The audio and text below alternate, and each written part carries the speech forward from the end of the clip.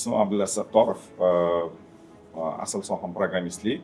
Qiziq, qanaqa qilib imенно shu dasturlash sohasiga kirib qolgansiz? Buni misol uchun santexnik yo'li qanaqa desa, programmistik bilan bir xil. Iqtisodchiniki qanaqa desa, unga ham bir xil, bunga ham bir xil. Muvaffaqiyatga erishish etaplari juda bir xil. Bu sohada nima qilsam yuqdi. Nima qilsam, demak, bu menga Xudo tomonidan berilgan, men shu narsaga loyiq bo'lishim kerak deb shuni tushunganman. Xato qilsa ham ish yurishib ketaveradi-da. Qayerdadir bitta xato qilsa, eng kichkina xatosi tam $1,000,000 ga tushishi mumkin va u million odamga ta'sir qilishi mumkin. Qilmoqchiman bor.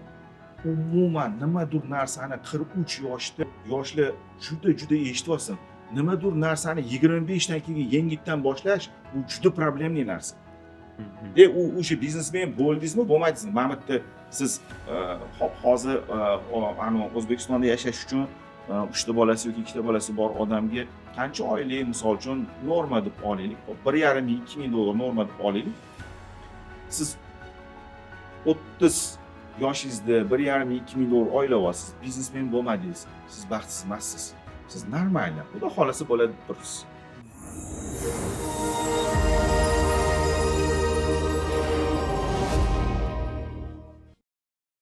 Assalomu alaykum hammaga. Zo'r dasturchi loyihamizni navbatdagi mehmoni Fintech Hub Unared IT kompaniyalarining asoschisi Abdulla aka Sattorov.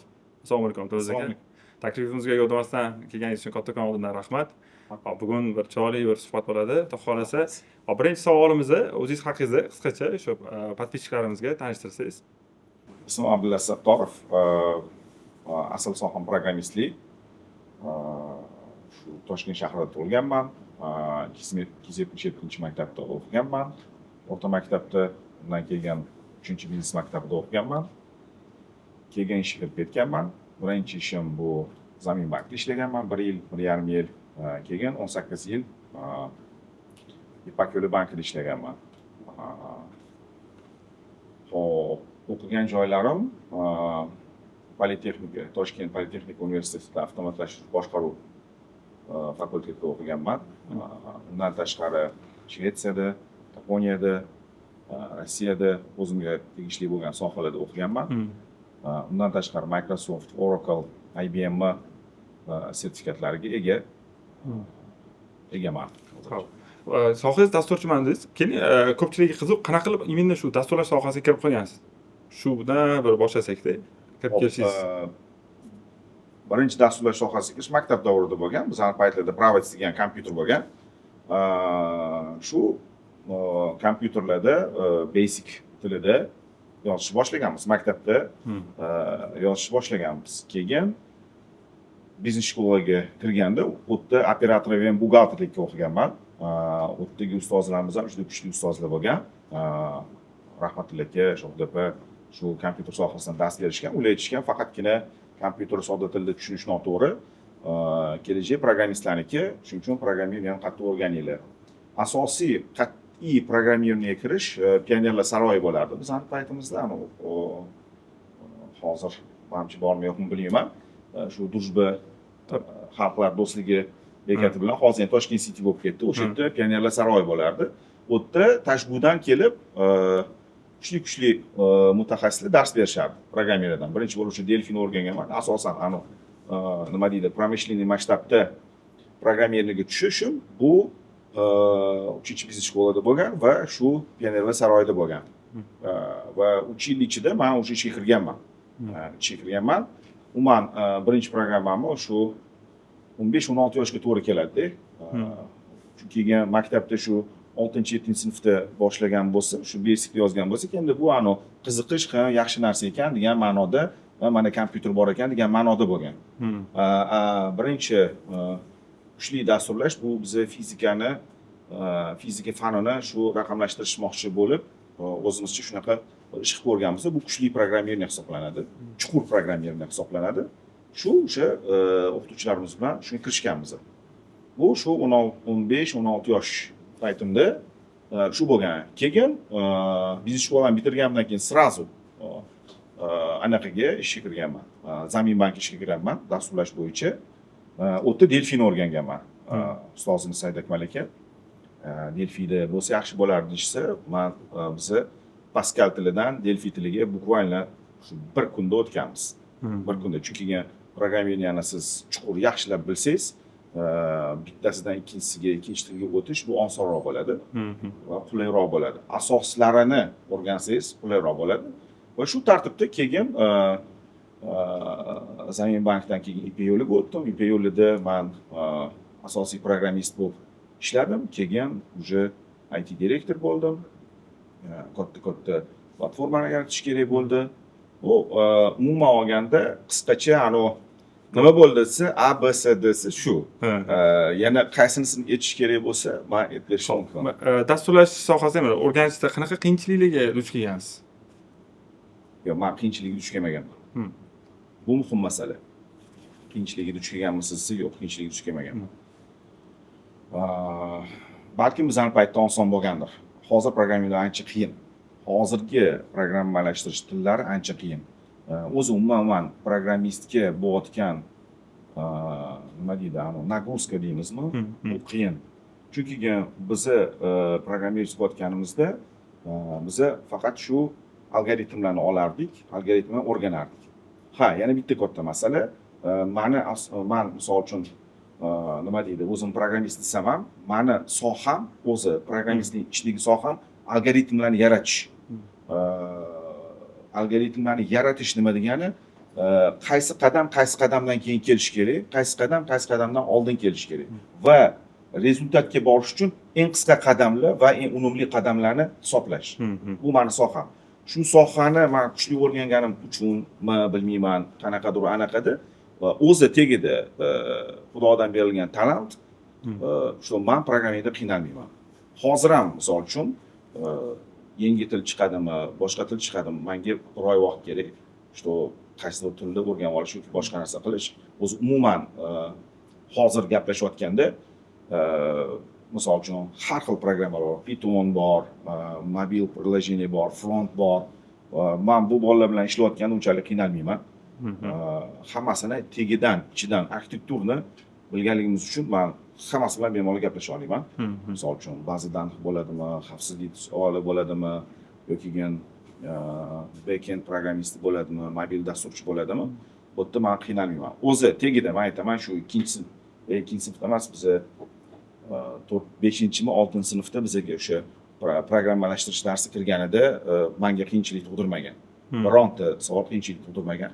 Endi Xudo nasib qilgan shu narsani, shuni oson qilgan deb o'ylaymiz.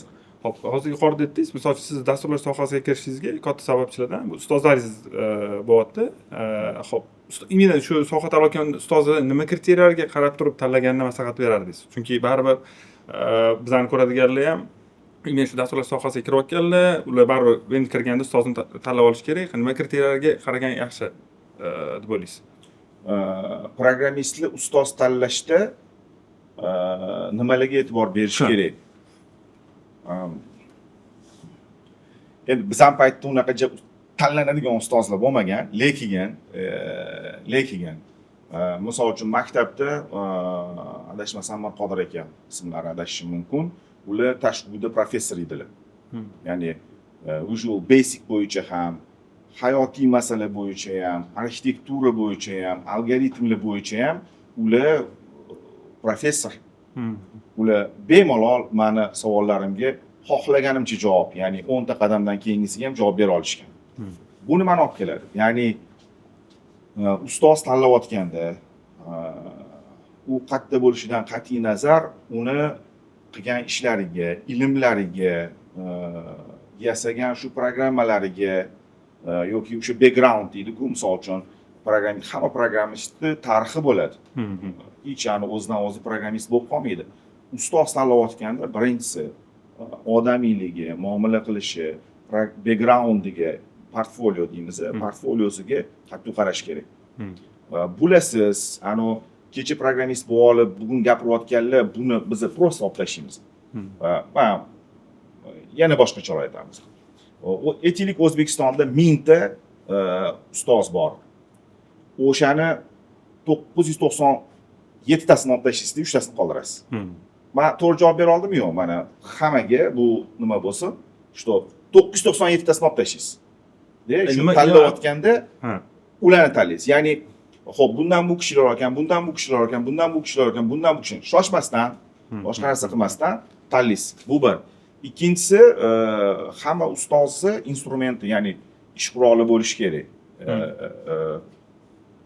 O'sha ish qurollari qanchalik ko'p, qanchalik qisqa. Endi hozir menimcha o'quv markazlarida ko'proq programmistlik o'rganishyapti. O'quv markazlarini ish qurollari qanaqa оборудованияsi bor? Pesочницasi bormi? Mutaxassislari kim? O'qituvchilari kim? Anaqa oddiy tam 20-25 yosh bolani qo'yib yubormayaptimi? Haqiqatda u o'zi programmistmi? Va mana bu praktikalar bo'ladi. Praktikalarda ustozi qanaqaligi bilinadi. Что u har qayerda backgroundi bo'lsa, har qayerda senior programmist bo'ladigan bo'lsa yoki arxitektura o'rnidagi programmist bo'ladigan bo'lsa, undan oladigan narsa ko'p bo'ladi. Yo o'zi kitobni o'rganib olib 6 oyda yoki 3 oyda programmist bo'lib keyin u kimgadir dars berayotgan bo'lsa, undan foyda bo'lishi juda qiyin. Bu juda qiyin ana. O'sha paytda ham, bizning paytda ham bo'lmagan, hozir ham bo'lmaydi. Shuning uchun ham hozir bozorda 1000 ta programmist chiqsa, 997 tasi ishsiz. Bu hamma narsa bir-biriga bog'liq narsa-da. Shuning uchun ustoz tanlayotganda onlayn deydi, kimdir offlayn deydi, kimdir 3 oyda programmist bo'lib qolasan deydi, yoki kimdir 6 oyda programmist bo'lib qolasan deydi.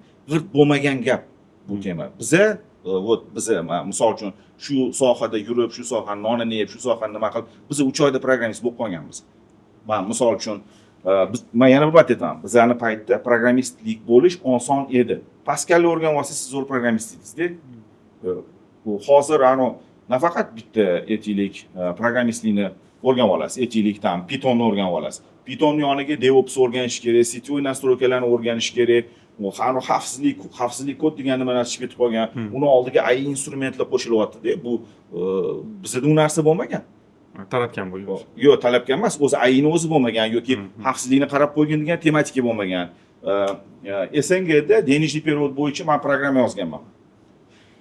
MoneyGram tizimiga O'zbekistonda MoneyGram tizimini masshtablashtirishga men programma yozganman. O'shanda birinchi skript ishlatganmiz. Men o'shanda birinchi skript ishlatganman. Bu nonsens-da. Hozir любой bitta programmist aytaylik junior emas, middle programmist kriptoskript ishlatadi. Ya'ni shifrlash qobiliyatini egaligini bilish kerak, uni sohasini o'rganib olgan bo'lish kerak-da. Ya'ni programmist oldin mana bitta Pascal tilini bilib oladi degan bo'lsa, hozir unaqa emas. Hozir juda shir o'rganadi. Shuning uchun gaplar bor, что programmistlik oson ekan, boshqa ekan, nima deyman, bu programmistlik bundan buyog'iga qiyinlashib boradi, osonlashmaydi. Va juda ko'p odamlar talablarni talab qiladigan soha bo'ladi. Men hozir ko'rib hayron qolaman-da, hozirgi programmistlar shunchalik ko'p narsa bilish kerak va shunchalik ko'p narsa biladi. deb men oldimda shu kecha-yu kunduz programmistlar yuradi. Boshqa hech kim emas, shu gaplashadiganim ham programmist, ham urishadiganim ham programmist, to'yga borsam shu programmist to'yiga boraman. Men boshqani ham yo'q. Shuning uchun programmistlik birinchisi ustoz tanlayotganda juda hushyor bo'lish kerak va o'zini backgroundiga kamida 3 yil, 4 yil, 5 yil 5 yil va undan uzoq programmist qilganlarni ko'rish kerak, ustozlikda tanlash kerak. Ikkinchi masalaki endi gap savoldan chiqib qoldi, что 3 oyda programmistlikni o'rganib bo'lmaydi. O'rganib bo'lmaydi.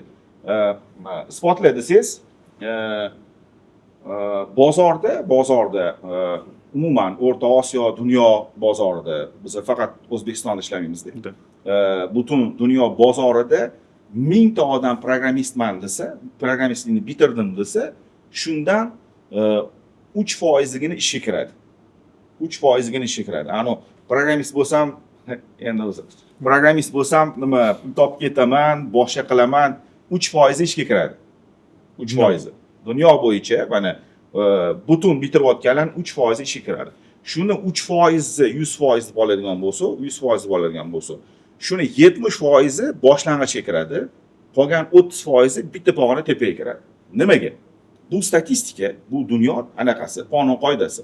100 ta odam bitirsa, faqat 3 ta odam ishga kiryapti. 3 ta odam ishga kiryapti. 3 ta odam eplay olyapti. Nimaga? Shu 3 ta odam boyagi birinchi etapdan emas, ikkinchi, uchinchi etapga o'tganda ishga kiradi. Bozorni oladigan bo'lsak, ishga kirish bozorini oladigan bo'lsak, bozor so'rayotgani middle tepasini so'rayapti. Ya'ni 3 ta pog'ona desak, birinchisini, ikkinchisini, uchinchisini deydigan bo'lsak, o'rtadagi zinani tepa 3-siniga yaqinini so'rayapti. Birinchisidan so'rayotgani yo'q. 97 ta bitirayotgan odam boyiga 6 oyda birinchisiniga joylashyapti. Birinchisiniga ular yomon emas, birinchisiniga joylashyapti. Ular ikkinchisini, uchinchisiniga chiqib olgandagina ishga kiradi. Ani 6 oyda bitta joyi tap etib bitirib, shap etib ishga kirib ketmaydi. Bu programmist emas. Birinchidan o'zi hech qaysi men bilmayman qanaqadir soha borki, что 6 oyda o'rganib olib bir nima qilsa bo'ladi. Bizda unaqa ish bo'lgani yo'q. Misol uchun biz sizga aytaman, umumiy shu kungacha programmirniya bo'yicha o'rgangan narsani oladigan bo'lsa, kamida 5 yil, 6 yillik nima o'rganish. Ani o'zimizcha keyin qo'shimcha qilib ketmaganlardan tashqari 5 yil, 6 yil o'rganish bo'lgan. Endi asosiysi shu 2 yil chuqur tinmasdan 24 soat o'tirib olib o'rganganimiz o'sha 3-biz shkolada bo'lgan. Men 3 yil ekan, 2 yil emas ekan mana. Buni ham muhim ko'rish kerak. 3 yil yaxshi mutaxassislarda, yaxshi biznes shkolada, yaxshi mutaxassislarda va boyga pionerlar saroyida juda professional mutaxassislarda men 3 yil tinmasdan o'qiganman. Demak, bitta programmist muvaffaqiyatli kasb egasi bo'lish uchun o'rtacha 3 yil. 3 yil vaqt. 3 yil. Kuchli. Ano tralala malala emas, kuchli. Xo'p, mayli, biz mana o'shanda qanaqa bo'lgan? Biz biznes shkolaga borganmiz, programmirniga o'tirganmiz. Obeddan keyin chiqib, rus tili, bir kun rus tili, bir kun programmirniga yurganmiz-da. Anaqa bo'lmagan. No, bitta savolki, biz programmirniga bormagan kunimiz ham, lekin programmirning haqida o'ylaganmiz. O'sha haqida qanaqadir kitoblar o'qiganmiz. Endi u paytda kitoblar hozir kompyuter chiqib ketdi. Kitoblar o'qib turib, keyin bemalol, misol uchun, men Zaminbankka borganimda borib ishga olishgan. Bukvalni 1 soatda ishga olishgan. Mana 3 yil o'qidim. Boyiga o'sha biznes shkolani bitirdim. Shunday keldim, Said Akmalga keyin kutib olgan. Xo'p, nimani bilasan desa, mana desa, menda tayyor bo'lgan. Ha, mana men buni bilaman, buni bilaman. Men buni bilasan, ha, buni bilaman deganda, qani o'tirib ko'rsatib berchi degan. Shuni ko'rsatib berganda, bu ertasidan ishga tushib ketganmiz. Men bu o'rganish, lekin yani 3 oyda nimani yoki 6 oyda nimadir olib turib, u bo'la olmaydi. Chunki bitta blokni o'zi 1 yilga vaqt ketadi-da. Shu olish uchun 1 yilga ham 8 oylarda nimadir qilsa bo'lsa kerak. Endi bu savolga hozir ko'pchilik anaqa berishi mumkin. Nima deydi, feedback berishi mumkin. Beraversin, lekin statistikani hech kim administ qilmagan, o'zgartirmagan, boshqa qilmagan. Shunaqa holat. Hozir mana yuqorida aytdingiz, misol uchun dasturchilarga talab yuqori ko'p qo'yishyapti deb. Naskолько bu to'g'ri, naskолько noto'g'ri? Qanaqa fikr berasiz shunga? Boshqa hech kimga qo'ya olmaysiz-da. Kimga qo'yasiz? Yo'q, bo'lib borgan qanaqadir bo'lib borish, misol uchun bitta nagruska endi mana shu sohaga kirayotgan odamga katta talab bilan qo'yishi u odam sovutib qo'ymaydimi? Yo'q, agar to'g'ri qilsa yo'q, sovutmaydi. Yo'q, masala boshqa joyda. O'zi bitta odamga ish buyurish yoki talab qo'yish uni sovutmasligi kerak.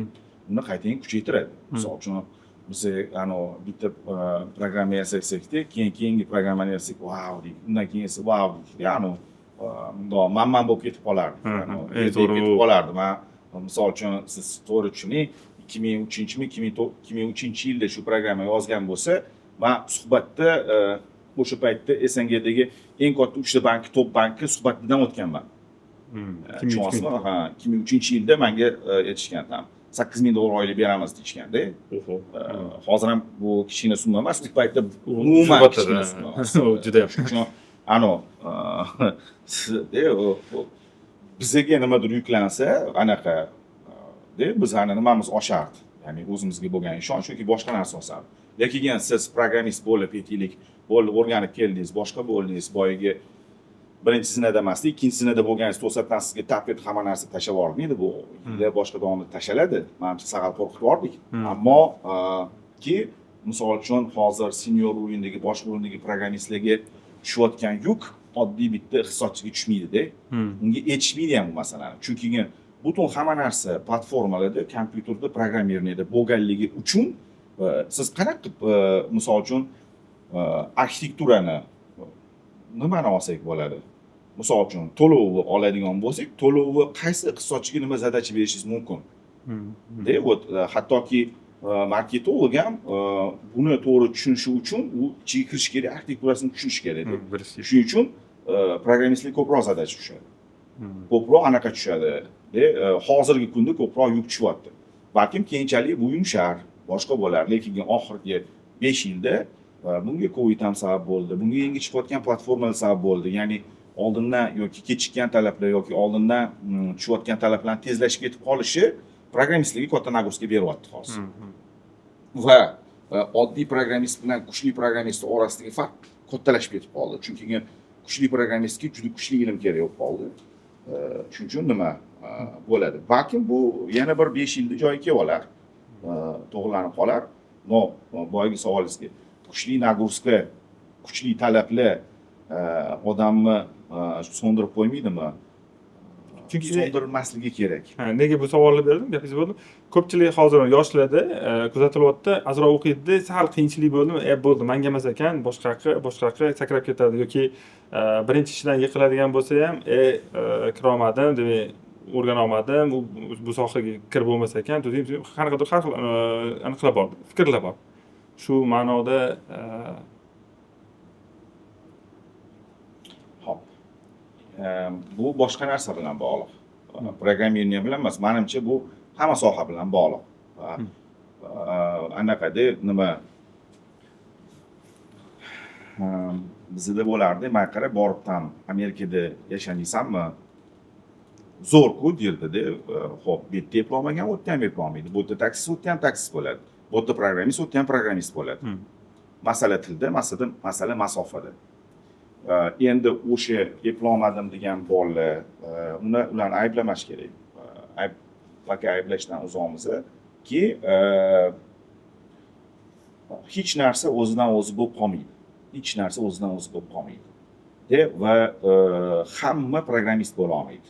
Xuddi hamma Navoiy yoki ham ekonomist yoki iqtisodchi bo'lmaganda hamma programmist bo'la olmaydi. Balkim uniki emasdir. Balkim unikidir, sabr qilmayotgandir. Agar balkim bunda uni layoqati yoki loyiqligi bo'lmasa, boshqa sohani tanlagani ma'qul. Lekin birinchi nimada tashab ketish bu o'zi hamma sohada, faqat programmist hamma sohada noto'g'ri. Hamma sohada birinchi udarda yoki 3-chi yoki 10-chi udarda tashab ketish bu noto'g'ri narsa.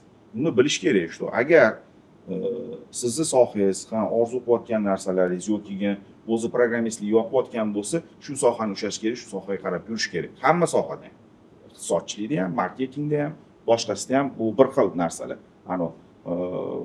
Marketingda o'zim sinab ko'rdim, hech narsa bo'lmadi. Programmistni sinab ko'rdim, hech narsa bo'lmadi. Yana kimdir sinab ko'rdim, hech narsa bo'lmadi. Balkim ayb o'zingdadir degan savol bor. Shuning uchun unga qarash kerak deb o'ylayman.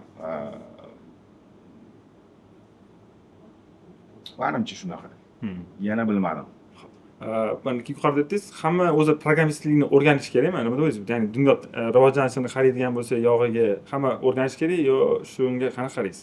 Endi hozir hamma programmistlikni o'rganishi shart. Uni sohasi bo'lmasa ham o'rganish shart. Bu masala 2019-yilgacha shu savolni berganingizda men yo'q derdim. Programmistlik sohadan bir qobiliyatga, bir xuddi ingliz tilini o'rganish shart degan narsaga o'tib qolyapti-da. Oldin misol uchun bor programmistga degan tushuncha bor edi. Bu как бы soha, xuddi santexnik bor, yana nima, iqtisodchi bor, huquqshunos bor, programmist bor edi-da. Hozir boyagi iqtisodchi, huquqshunos, marketolog, dizayner, ya'ni dizayner biladi. Bular ingliz tilini bilganda programmingni bilish kerak. Nimaga bilish kerak desa, o'tda hozirgi AIni kirib kelishi bu hammaga anaqa tug'diryapti-da. Misol uchun ugroza yaratyapti, qanaqadir sohasini olib qo'yadi, boshqa narsa deyapti. AIni kirib kelishi ko'p narsalarni o'zgartiradi joyini. Yo'q qilib olmaydi, o'zgartiradi, ya'ni primochkalar qo'shadi. Misol uchun bu har xil futurologlar aytadi, boshqa nimalar aytadi. AIni kirib kelishi, искусственный intellektni kirib kelishi programmistlik sohasini ham o'zgartiradi. Ya'ni osonlashtiradi va xuddi siz ingliz tilini o'rgangandek programmingni ham o'rganasiz. Lekin agar siz hozirdan tayyor bo'lmasangiz, uni ichidagi arxitekturasini bila olmaysiz. mana hozir programmistlar, ya'ni kuchli programmist deylik, boyagi arxitektor emas, senior darajadagi programmistlar deylik, bular ichidagicha arxitekturani bilish shart emas. 5 yil, 10 yillik ichida doktor bo'ladimi, iqtisodchi bo'ladimi, boshqa bo'ladimi, ishlayotgan platformasida o'zi qo'shimcha qila olishi kerak, o'zini skriptlarini yasab bera olishi kerak va o'zini programmalashtirish, даже shunaqa narsalar borki, o'zini, ya'ni oddiy bitta iqtisodchini o'zini programmalashtirish tillari bo'ladi-da. Bu hozir nonsensdek ko'rish mumkin, lekin o'sha AI kirib kelish oddiy oson narsa. Doktor ham o'ziga o'zi programma yarata oladigan darajada. Nafaqat programma yaratadi, programmalashtirish tili yaratadi. Misol uchun, anaqada Matrica kinosida shu narsa juda zo'r ko'rsatilganda, men sani programmendaman. Har bitta Matricada o'ynayotgan aktyorni o'zini programmasi bor. Xuddi shunaqa holatga keladi iskusnichilik. Ya'ni men misol uchun programmist emasman deb 10 yildan keyin, hozir aytaylik 20 yosh bolaman, 10 yildan keyin tam doktorman va men ishlayotgan platformalarga o'zim arxitekturasini bilgan holda qo'shimchalik kiritishim kerak. Men yozib o'tirmayman u paytda kod yozib o'tirmayman, lekin o'sha programmistlik tillarini bilishim kerak va ularni qanaqa ishlash tizimlarini bilishim kerak va o'sha tizimlarga o'zgartirish kiritishim kerak. Kerak bo'lsa o'sha tizimlarni o'zgartiradigan men o'zim neki platformamni yaratib qo'yishim mumkin. Shunaqa anaqa bo'ladi-da, programmistlik kimnidir chamadani dedi, endi hamma chamadanida bo'ladigan tushuncha. Oldin ingliz tilini hech kim o'rganish shart emas edi, lekin hozir hammaga o'rganish shart bo'layotganda 5 yil, 10 yilda programmalashtirishni именно hozirgi formatidagi emas, o'sha paytdagi formatini bilish kerak. Uning uchun hozirdan turib, misol uchun искусственный intellekt ko'proq ta'sir qilayotgan, ko'proq skript yozayotgan Pythonni, yana boshqa tillarni bilib o'rganib qo'yish kerak. Ularni tegida arxitekturasi qanday bo'lishi kerak. Chunki shunday chiqqaningizda taqqa etib ketaverasiz-da, chunki bilmaysiz u narsani. To'satdan 2 kunda o'rganib qoladigan narsa emas-da bu. Shuning uchun o'rganish oson bo'ladi. Ya'ni bu narsalarni qilish oson bo'ladi, faqat o'shani tushunib yetib borish qiyin bo'lib qolishi mumkin. Shuning uchun o'rganish kerak. O'z qanaqa ketma-ketlikda bir boshlagan, bizlarni ham kuzatayotganlar, kuzatuvchilarimiz asosan noldagi odamlar, noldagi ish sohasi ichida yurgan, qiziqib yurgan ota-onalar bo'lishi mumkin yoki odamlar bo'lishi mumkin. Shu qanaqa ketma-ketlikda qo'yib bergan bo'lardingiz? Misol uchun birinchi deylik, Pascalmi, uni o'rgan yoki buni o'rgan degan narsada shunga. Chunki hozir reklama zamonida yashayapmiz-da, ochiqchasiga aytadigan bo'lsak. Hozir kimdir reklama qilib noto'g'ri joyga ketib qolishi mumkin. O'zi bu narsani o'rganish kerak, reklama ta'sirida boshqa narsani o'rganib qo'ygan bo'lishi mumkin. Shunga qanaqa fikr bergan? Bitta hafta o'rganinglar. Reklama. Sal boshqacharoq. Xo'p. Bitta kitob bor. Bu hamma sohaga tegishli Landaurlar va dangasa va Landaurlarmi degan kitob bor. Shu kitoblarda xokkeyistlarning qanaqa tayyor bo'lishi haqida, adashmasam xokkeyistlar haqida edi. Tayyor bo'lishi, misol uchun qanaqadir olishi degan narsa bor. Juda yaxshi kitob. Shu yerda misol uchun bitta skript bor, 10,000 soat degan. 10,000 soat, ya'ni bir sohaga, shu sohaga loyiq mutaxassis bo'lish uchun 10,000 soat shu sohada yashab chiqish kerak. 10,000 soatni 1 yilda yashaydimi, 3 yilda yashaydimi? Eng qisqa muddati menimcha 3 yil. 3 yilda yashab ko'radi. O'zi bitta sohani egallab olish uchun, shu sohaga loyiq mutaxassis bo'lish uchun 10 yil kerak. Bu bir. Endi programmistlikni qanday o'rganish kerak desa, programmistlikda oldin matematikani yaxshi bilish kerak, logikalarga qarash kerak degan narsa bor. Hozir yo'q. 0 bilan 1 dan tashqariga chiqish kerak, ya'ni degan tema bor. Oldin qanaqa? Sen chuqur matematikani bilishing kerak. Matematikada bilasiz, har doim aniq rezultat bor. Hozirgi programmerniya искусственный intellekt orqali odamlarning ichiga shunchalik kirib ketyaptiki, ya'ni uni rezultati aniq bo'lmasligi ham mumkin. Ya'ni ko'p исследованиялар o'tkazilib ketaveradi. Ya'ni oldin programmist ishi aniq edi. Misol uchun mana Mamitdan bu yoqqa Mamitga yurasan, shunda 1 bo'ladi yoki 0 bo'ladi. Matematikimiz anaqalarni ham yetsiz, yo 1 bo'ladi, yo 0 bo'ladi-ku. Hozirgi programmerlar ham shunaqa moslashib ketyaptiki, rezultatlari har xil bo'lishi mumkin. chuqur har xil, misol uchun iskutsiz intellektga savol berayotganingizda, boshqa qilayotganingizda bir yoq tarafdan kelsangiz 1 deydi, ikkinchi yoq tarafdan kelsangiz 0 deydi, uchinchi yoq tarafdan kelsangiz 10 deydi. Programmistlar ham o'shanaqalarga qarab yurish kerak. Oldin misol uchun programmist sag'al odamovroq yoki komandaga emas bo'lgan odam bo'lsa, hozir programmist уже komanda bilan ishlaydigan, bemalol suhbat qura oladigan, psixologik yetuk bo'lgan bo'ladi. Voy shu mana shu faqat kompyuterga o'tirib qoldi, bo'ldi, uni olib tashlash kerak, u programmist bo'la olmaydi. O'tirganlar. Keyingi sohalar hammasi komanda, sotsial statusga ega bo'lgan, emotsional to'g'ri tarbiyalangan bolalar bo'ladi. Programmistlar desa har doim anaqa. Bizani paytda programmist desa, xonasiga kirib olib o'tiradigan odamlar-da, u bilan ko'p gaplashmas, bular o'zi introvertmi, ekstrovert bo'ladi, gaplash kamroq bo'ladigan odamlar. Hozir unaqa emas. Hozir juda ham muhim, что programmist komandada ishlay olishi, til topib keta olishi muhim masala. Ikkinchisi, sotsial muhitda to'g'ri tarbiyalanganligi, vaqt rejimlarini to'g'ri olishi. Bizga ko'proq Steve Jobs ko'rsatishadi, ofislarda uxlab qolib, yo'q. Ularni paytida shu narsa zo'r bo'ldi. Hozir bu muhim masala, vaqtini to'g'ri taqsimlab, vaqtida uxlab, vaqtida yurishi muhim masala. Nimadan boshlash kerak? Birinchisi shu har xil bir yaxshi ustozni topib, shu podkurslarda boshlash kerak. Boyga aytganimizdek, shu ustozlarga bo'ladigan anaqalarni olib turib, faqat rejimni boshlash kerak. O'rganarman, har ketarman, ham boshqa qilarman degan narsada emas. Misol uchun, ingliz tilida ham rejim bor. Hech kim uni anaqa qilmagan. Xuddi o'sha ingliz tilining rejimini boshlash kerak. Anaqa o'zi bitta programmistlikni o'rganishi to'g'ri tartibi, misol uchun, hozir qanaqadir kursga borsa, 2 soat yoki 3 soat o'sha yerda turadi. Kunini qolgan kunlarini misol uchun boshqa narsaga sarflashi mumkin. Men hozir borib bitta kursga boraman, 2 soat o'sha yerda o'rganaman, 2 yilda programmist bo'lib qolaman degan narsa bu noto'g'ri narsa.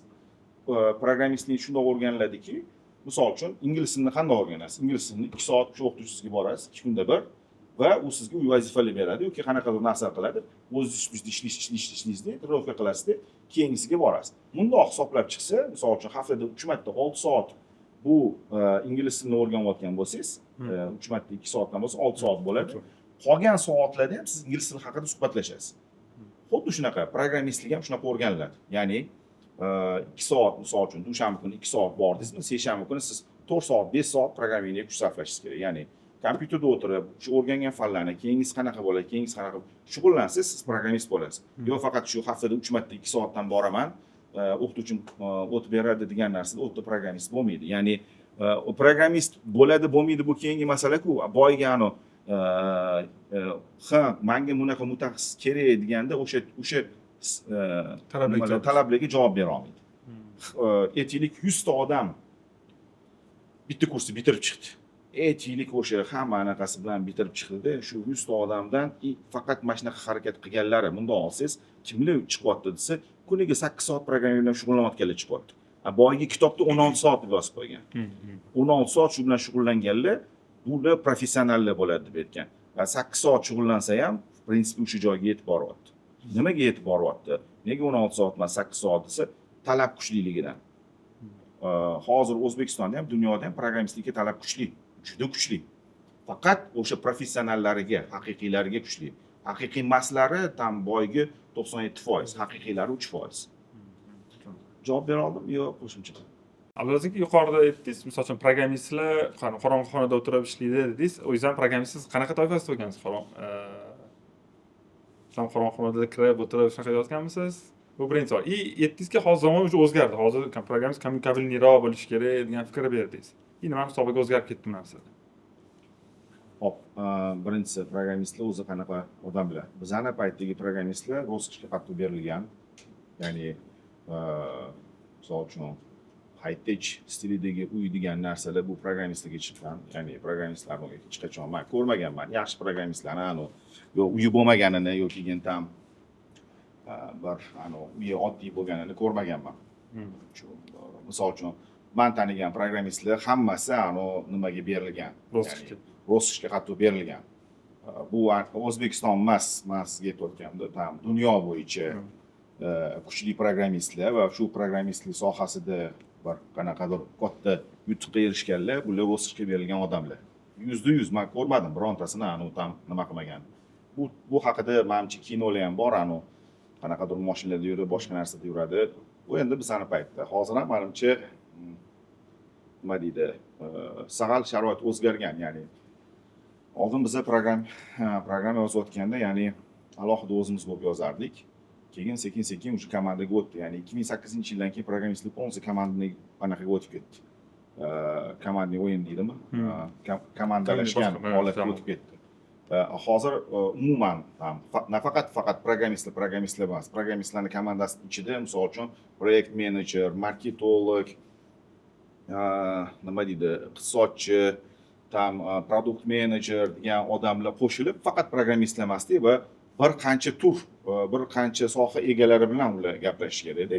Chunki programmistlikka programmalashtirish uchun qanaqadir bir tez yozilayotganda, texnik zadaniya yozilayotganda, u texnik zadaniyada juda ko'p soha vakillari, faqat programmist emas, juda ko'p soha vakillari qatnashganligi uchun bu, ya'ni nima, shu komandli masala. Nafaqat programmistlarning ichida va boshqa sohalar bilan ham gaplashish kerak.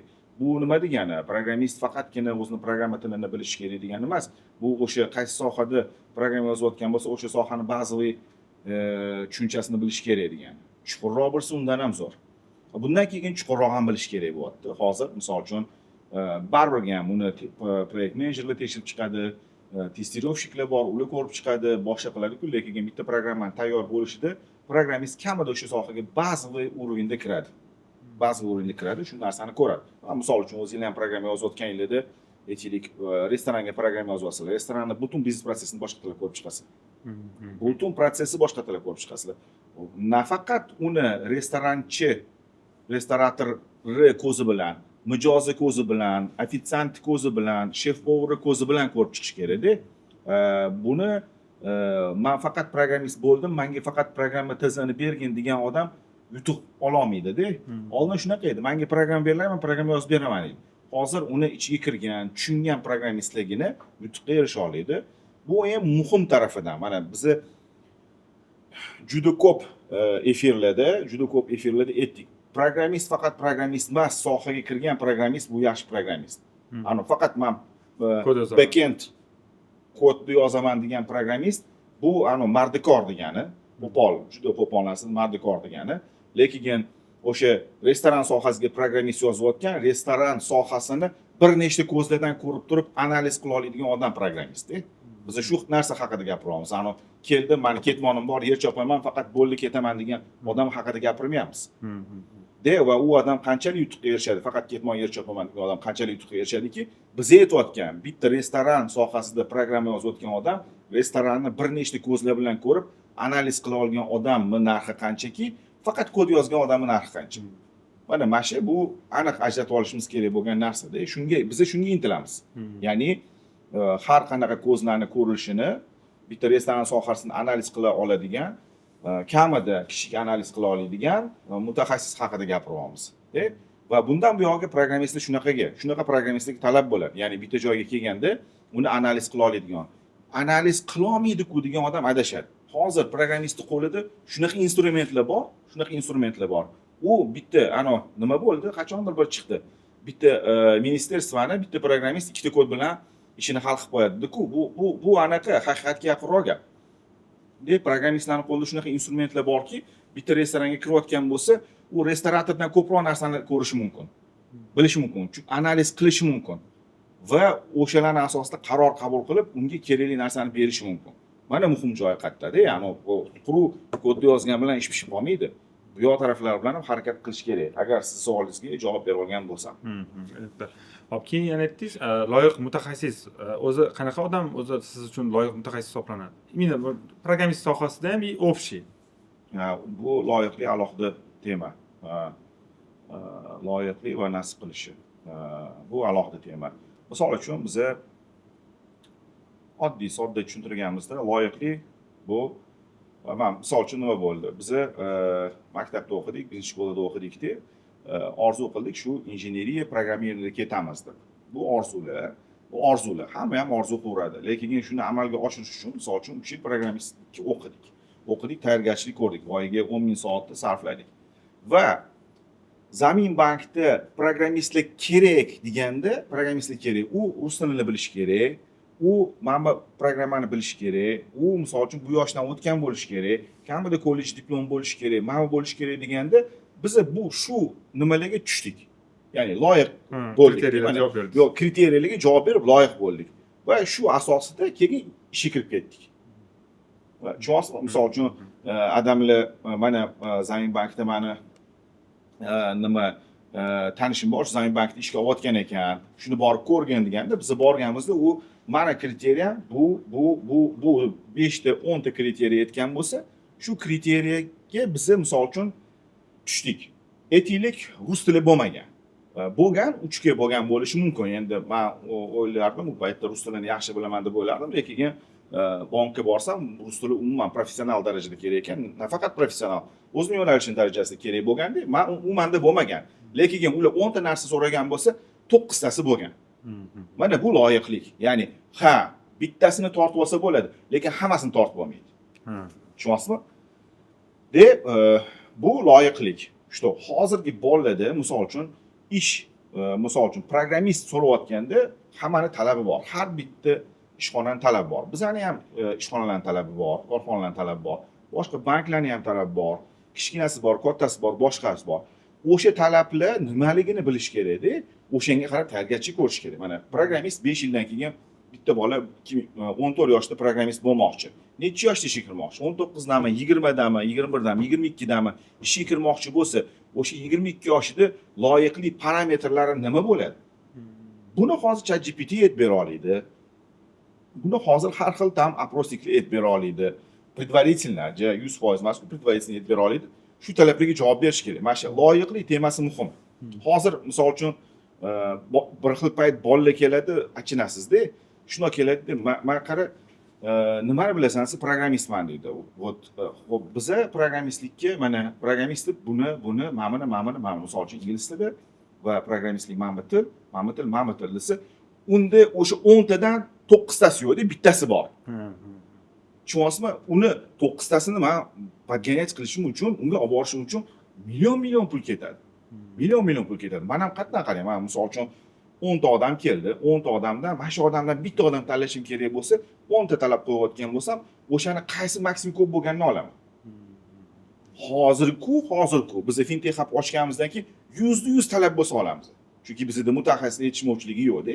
Biz faqat fintech hubdan odam olamiz. O'sha yerda konkret yetishib qolganimizni olamiz. Bu degani fintech hubdagi hamma bolani olishar ekan degani emas. Misol uchun 100 ta odam bitirsa, shu 7 ta 8 tasigina tusha oladi. Qolgani tusha olmaydi. Million xil sabab bor, million xil temasi bor. Lekin hamma soha uchun, men o'ylaymanki, hamma soha uchun, iqtisodchi bo'ladimi, marketolog bo'ladimi, boshqa bo'ladimi, loyiqli temasi bor. Ya'ni men iqtisodchi bo'lmoqchimanmi? Shu iqtisodni ipidan ignasigacha bilishim kerak. Shu mendan zo'r mutaxassis bo'lmaslik kerak. Ishga kirishim keyingi masala, ishga kiramanmi yo'qmi boshqa masala. Men iqtisodchi bo'lib, odamlarga shu iqtisodchilikdan foyda keltirmoqchimanmi? Yoki tam novvoy bo'lib, shu odamlarga non yetkazib berib, ularni qonun to'g'risida foyda bermoqchimanmi? Novvoy nomer 1 men bo'lishim kerak.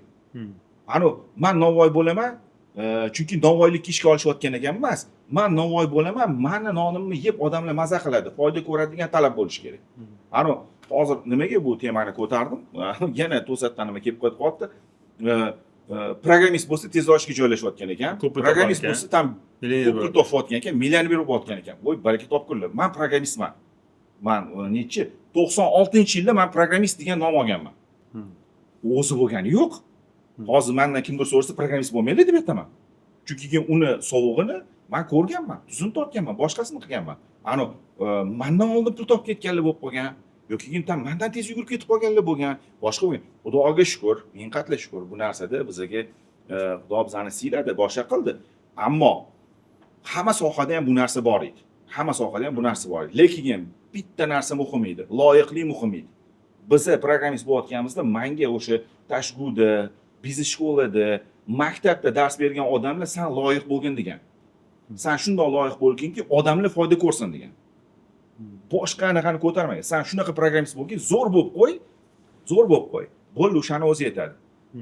Bizani paytda 96-2000-yilda Mahamajon aka, matematika ustozimiz menga bitta juda anaqa gap aytgan. Nima qilmoqchisan desa, endi hamma odam orzulari nima bo'ladi-yu,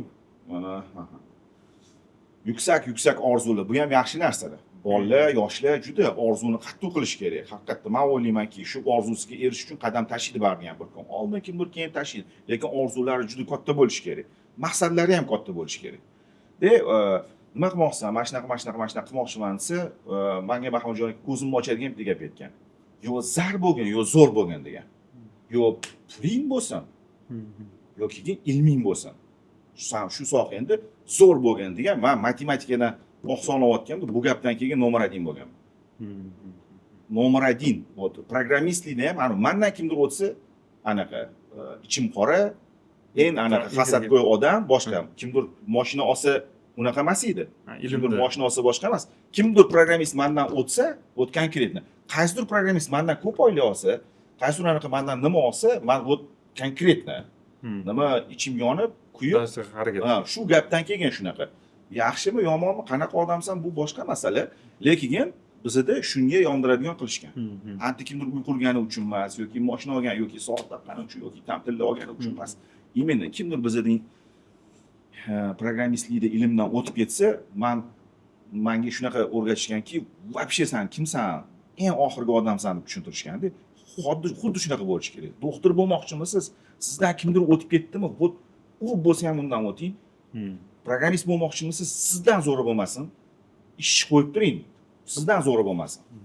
Va qanaqadir ish berilsa, hech kim sizdan zo'r qila olmasin, faqat siz zo'r qilib bering. Bu narsani qattiq qo'yishgan. Bizning ustozlarimiz, ota-onamiz ham bu narsani qattiq qo'ygan. Sandan zo'ri bo'lmasin. Eng zo'ri. Puli ko'p bo'lsin, boshqasi ko'p bo'lsin. Sen berayotgan o'zingni kasbingda sandan zo'ri bo'lmasin.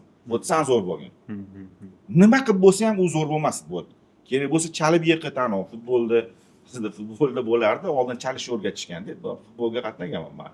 Futbolda chalishni o'rgatishardi. O'tano programmist kerak bo'lsa sen uni kompyuterni yo'q qilib, lekin sendan zo'r bo'lmas. Agar unga yeta olmayotgan bo'lsa, urib bo'lsa ham uni to'xtatilgan.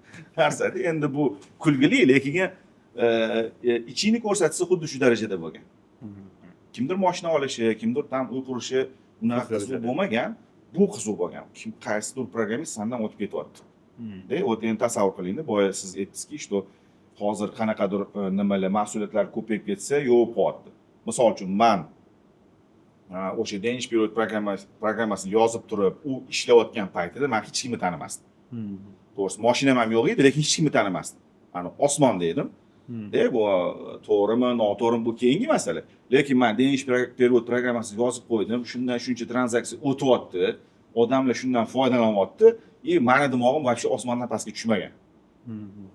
Misol uchun, oyligim qanchaligi bu nevajna, kimdandir oldin, kimdandir keyin, даже shu paytda mashinam ham yo'q edi. Bundoqda, lekin program yozib qo'ygan. Men program yozib qo'yganman-da, men hech kimni tanimayman-da, shu vosita. Dimog'im osmonda. So'rashsam, Hojiboy ketadi, bundoq so'rashdi. Xuddi shunaqa bo'lgan. U kelgan, misol uchun siz 20-22 yoshingizda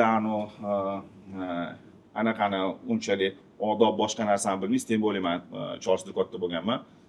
O'ylaymanki, men chorsi masalasida men eng odobli bola bo'lganman. Eng odobli bola, men bu programma yozib qo'yganda mashinada yurgan. U hech so'rashsa ham любой bank raisi bilan meni qo'lini bundoq chiqarib so'rashganda, chorsi. Shunda kurashish kerak deb o'ylayman. Ya'ni programmist bo'lmoqchimi? Undan zo'r programmist bo'lmasin. Yana bitta masala bor programmistlarga. Birinchi 10 talik, ya'ni kuchlilanishda birinchi 10 taligi bu har doim zo'r bo'ladi. Kimdir 1 bo'ladi, kimdir 2 bo'ladi, kimdir o'sha birinchi 10 talik zo'r bo'ladi. Qolganlar bu kelsa keldi, kelmasa kelmadi, uni farqi yo'q bo'ladi. Hamma birinchi 10 talikda narsa kutadi. Qolganlardan kutmaydi. Bizda shunaqa bo'lgan. Misol uchun birinchi 10 talikdan tema kutadi. Birinchi 10 talikni anaqa gapirsa, gapirmasa, hozir shu bo'lsa ham boy gapirsin deydi-yu. Programmistlik sohasida ham shu. Gapirsa, gapirmasa, boshqa qilsa ham shu birinchi 10 talik gapirsin. Birinchi 3 talikni gapi to'g'ri gapiryaptimi, noto'g'ri gapiryaptimi muhim. Keyingisi siz 10 talikdan pastasiz, ya'ni 100 talikning ichida birinchi 10 talikdan pastasiz 89-o'rinda bo'lsangiz ham siz hech kim emas, hech qanaqa gap eshitmaysiz. Siz gapirgan gapingiz eng to'g'ri gapirsangiz ham bu ertaga zo'r bo'lib, bu etuvdik desa ham siz gapingiz ham chiqmaydi, ovoz ham chiqmaydi, hech narsa chiqmaydi. Chunki birinchi 10 talikni berayotgan kuchi, odamlarga berayotgan kuchi, odamlarga berayotgan foydasi 89-dan 1000 ta bo'lsa, u birinchi 10 talikka chiqa olmaydi hech qachon. Bular berayotgan foyda, ya'ni o'zini mijozlariga, xalqqa yasayotgan programmasini foydasi undan keyingi 10 talik 100 mingta bo'lsa, bu 10 talikka chiqa olmaydi hech qachon. Chunki bular yana kuchayib ketaveradi-da. Katta anaqa oladi. To'g'ri, saqal emotsionalniy bo'ldi, lekin ham qo'limenroq. Agar javob bera olgan bo'lsam. Yana bitta masala, biz hozir gaplashayotganimizda bitta narsaga e'tibor beraylik, ota-onalar yoki bizani eshitayotganlar e'tibor bersinki, biz o'zimizni to'g'rida bilmaymiz va bu gaplar, bu masala bizani fikrimiz. Naskолько to'g'ri, naskолько noto'g'ri, bu boshqa masala. Bu uchun hech qanaqa negativchilar barga ham sudit qiladi-yu, u boshqa masala. Noto'g'ri tushunishmasinki, bu yerda chiqib biz aqlli qilmaymiz. Bu birinchi masala. Ikkinchi masala, ruscha so'z yoki ham har xil terminlar alishtiryapmiz. Hozir biz siz bilan professional terminga o'tsak, efir umuman hech narsa tushunmaydi. 99% odam hech narsa tushunmaydi. PhD'si bor odam ham tushunmay qoladi. Muammo ham shunda. Bolalarimizni ITga, ingliz tiliga o'rgatishimiz kerak degani, bizani davrda ingliz tili переводчик normal holat. Hozir men gaplashayotganimda besperevodchik gaplashim kerak. Bu muhim bo'lib qoldi. Men bilishim shart bo'lib qoldi. Boshqasiga IT ham xuddi shunaqa. Hozir biz siz bilan turib, qisqa qilib aytganda, agar o'zimizdan professional tilga o'tib, programmistlik tilida gaplashadigan bo'lsak, 99.7% odam tushunmaydi. Даже PhD'si bor odam tushunmaydi. Bu muammo bizani bolalarimizda bo'lmasligi kerak. Bizani bolalarimiz bu tilni tushunib olishi kerak. Shuning uchun ham programmistlik kerak. Hamma uchun. Chunki ertaga o'zini ishini xuddi ingliz tilini tushunmasa, qanday bo'lsa shunday tushunmay qoladi. Shuning uchun programmistlikka o'rganish kerak. Boyagi birinchi bergan savolingizga hozir javob keldi. Xuddi ingliz tilini tushunmagandek, programmistlar ham tushunmay qolsa, bu narsa muammo bo'ladi. Shuni inobatga olib qo'ysin. Bu katta narsa. Siz bilan hozir biz prosta programma, API, infrastruktura deb gaplashib ketsakchi, biz как будто xuddi Xitoy tilida gaplashgandek bo'lib qolamiz-da. 99.7% odamga. Bu hozir kechiriladi.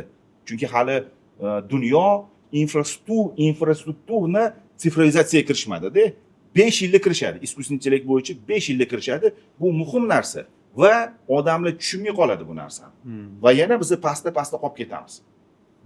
Bizda zo'r variant turibdi, что tushunmaganga yarasha, ya'ni yoshi 40 dan o'tganga, endi biz nima qilamiz, hech qanaqa ularga hech narsa ta'sir qilmaydi. Uje yoshini почти 80% ni yashab qo'ydi, boshqa qo'ydi. Lekin bizani bolalarimiz tushunmay qolsa, bu yomon bo'ladi. Shuni inobatga olib qo'yish kerak. Demak, IT dan bo'lib o'qitish kerak, o'rgatish kerak, shu rivojlanishga olib ketish kerak. Menimcha podkastinglarning eng muhim joyi ham shu yerda. Keyingi qorda hozir adres ketdingiz, sovug'idan, immuniy sohada sovug'idan ko'pidan yeganman. Qanaqa bir anaqa sovuqlardan sohada yegansiz? Sovuq ko'p yeganmiz. Qiziqarli, bo'ladi-yu, kattalari. Chunki ko'pchilik nima deydi, programmist bo'lsam, u hamma iceberg bo'lsa, eng tepasini ko'radi-yu, hamma eng muvaffaqiyatga erishgan nuqtasini ko'radi. O'shaning uchun ham ko'pchilik sohaga boradi, men ham shunaqa tipa bo'laman deb yuradi. No, bosib o'tgan yo'lni hech kim ko'rmaydi. Birinchisi sovug'ini gaplashamiz va hozir saqal nima qildim. Birinchisi kimdir men programmist bo'laman, shunaqa zo'r bo'laman deyotgansiz, juda to'g'ri qilibdi. Juda to'g'ri yo'lda. Juda to'g'ri qilibdi. Hech qachon u orzusidan qaytmasin, u gapidan qaytmasin. Masalan uchun bizning yoshligimizda bordi, gapingga javob berasanmi degan gap bor edi. Bu narsa bizani stержimizni ushlab turardi. Inakda gapingga javob berasan, ichkalan bo'lardi, urushardik. Mana shu gap muhim. Ras programmist bo'laman dedingmi, men ham o'shanaqa bo'laman dedingmi, bo'l, tamom. Oson, qulay, sodda, zo'r. U yo'q gap, что qiyin boshqa. Ras bo'laman dedimi, o'sha odamga shu narsalarni boyagi sovuqlari, boshqalari yaxshilab tatish kerak-da. Misol uchun, siz programmist bo'laman dedingizda, uni sovuq qiyinchiliklari ham bor. Yo'q emas, hech qaysi sohada yo'q. programmistlik ham shu har xil tarjimonga o'xshagan, iqtisodchiga o'xshagan, marketingga o'xshagan, tam quruvchiga o'xshagan soha.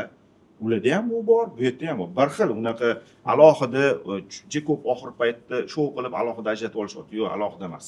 Biz ko'rmadik buni. Misol uchun, santexnik yo'li qanaqa desa, programmistlik bilan bir xil. Iqtisodchiniki qanaqa desa, unga ham bir xil, bunga ham bir xil. Muvaffaqiyatga erishish etaplari juda bir xil.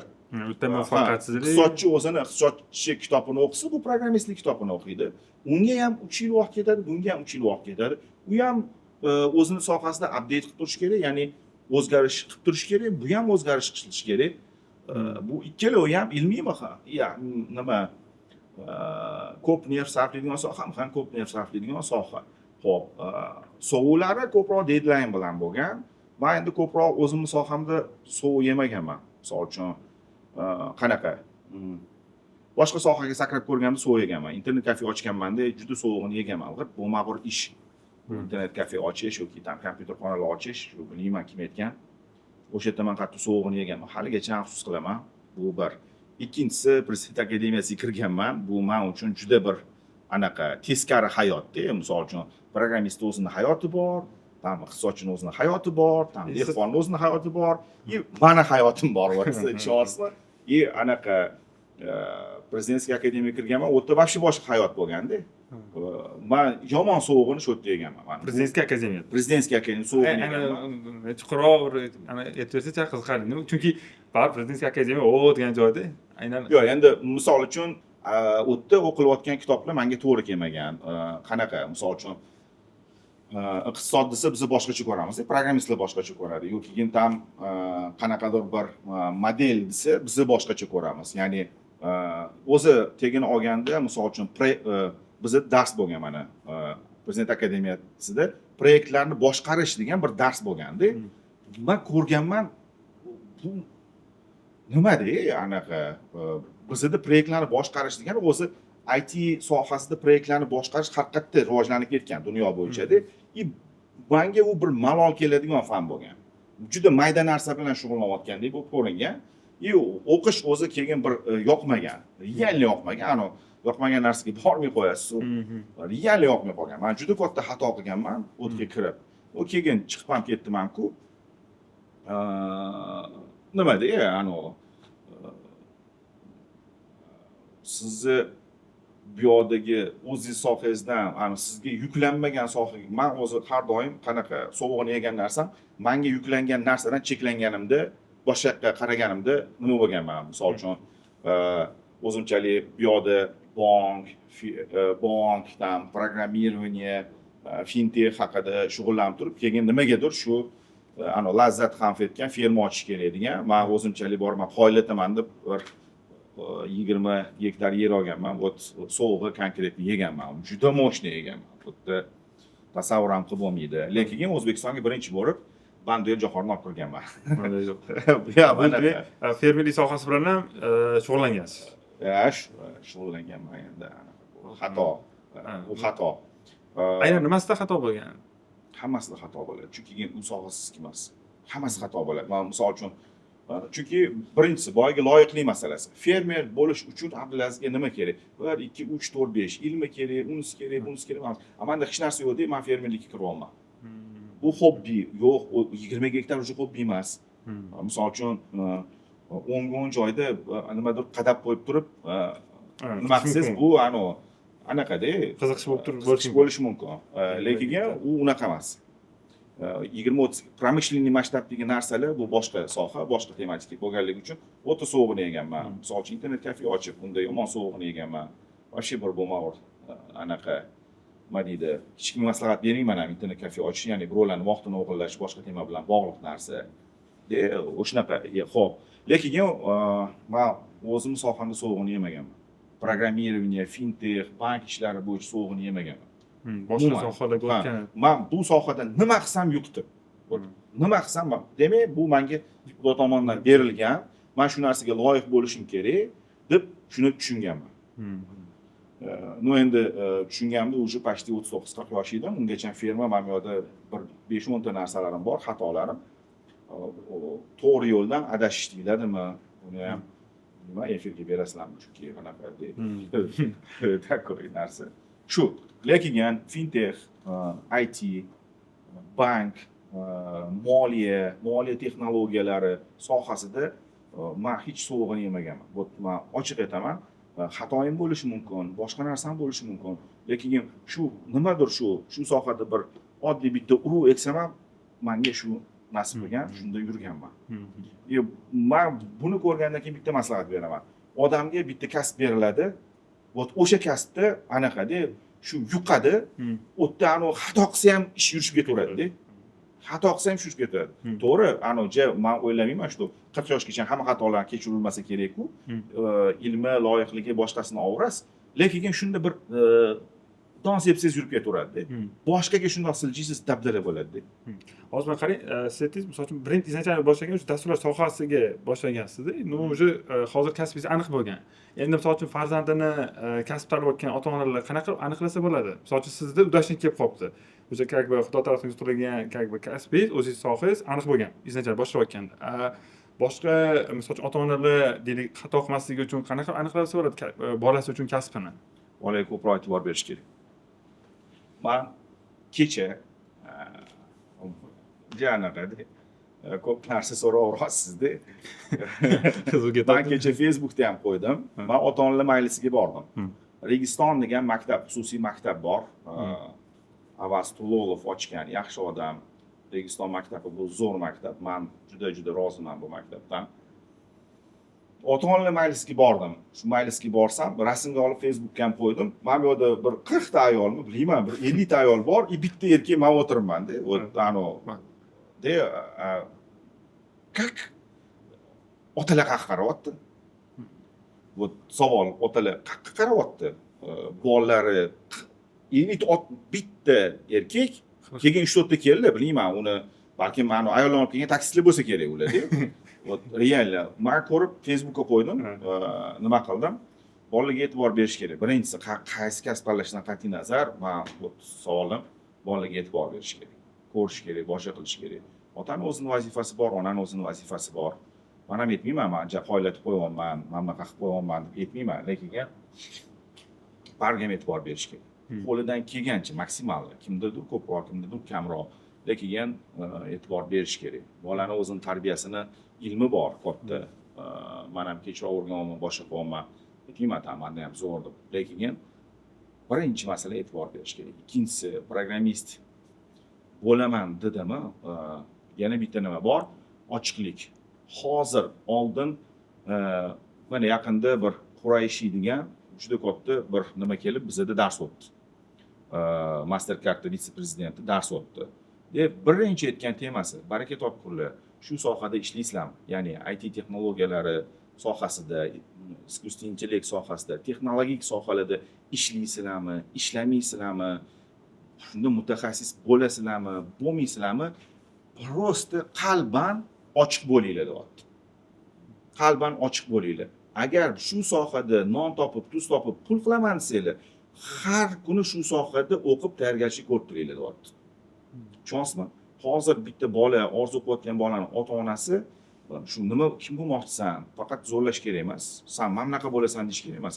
Kim bo'lmoqchiman desa, men programmist bo'lmoqchiman desa, yaxshi zo'r deb unga qo'lidan kelganicha, men aytmayman, voy emas, qo'lidan kelganicha, nima qo'lidan keladi? Aytaylik, kompyuter qimmati bor, arzoni bor, o'qishi qimmati bor, arzoni bor. Nima bor? 14 yosh boladan so'rab turish kerak. Что, kim bo'lmoqchisan? Injener bo'lmoqchi, kim bo'lmoqchi, iqtisodchi bo'lmoqchiman. Shunga tayyorlab borish kerak. Hozir-ku aniq, bizning paytlarda aniq emas. Misol uchun, iqtisodchi bo'lmoqchiman desa, eng zo'r vuzga tayyorlashi kompyuterlarda hamma joylarda chiqarib beryapti. Internetda meni o'g'lim iqtisodchi bo'lmoqchi ekan, nima qilish kerak desa, zo'ridan tortib boshqasigacha chiqarib beryapti. Programmist bo'lmoqchiman desa, zo'ridan tortib boshqasigacha chiqarib bermoqchi. Endi biz programmistlar haqida gaplashayotganimiz bo'lsak, programmist bo'lmoqchiman desa, bitta yaxshi uchebniy sentrga, yaxshi bitta ustozga olib borib ko'rsatish kerak. Meni oldimga misol uchun, men tanishlarim yoki Facebookdan yozib olib kelishadi. Bolalarni olib kelishadi. Men bu bola, meni bolam shunaqa programmist bo'lmoqchi ekan. Nima o'zi u deydi, ota-ona tushunmaydi, boshqa. Xo'p, bo'pti deb 14 yosh bola bilan vaqtga qarab, boshiga qarab, yarim soat, 1 soat gaplashib va mana bunaqa deb misol uchun plan chizib bersa bo'ladi. Ko'pchilik misol uchun 22 dan keyin olib keladi. Yo'q, o'zi umuman birinchi ota-onaning qiladigan ishi, bolam misol uchun programmist bo'lmoqchiman desa, qaysi sohada programmist bo'lmoqchi? Nimalarga qiziqadi?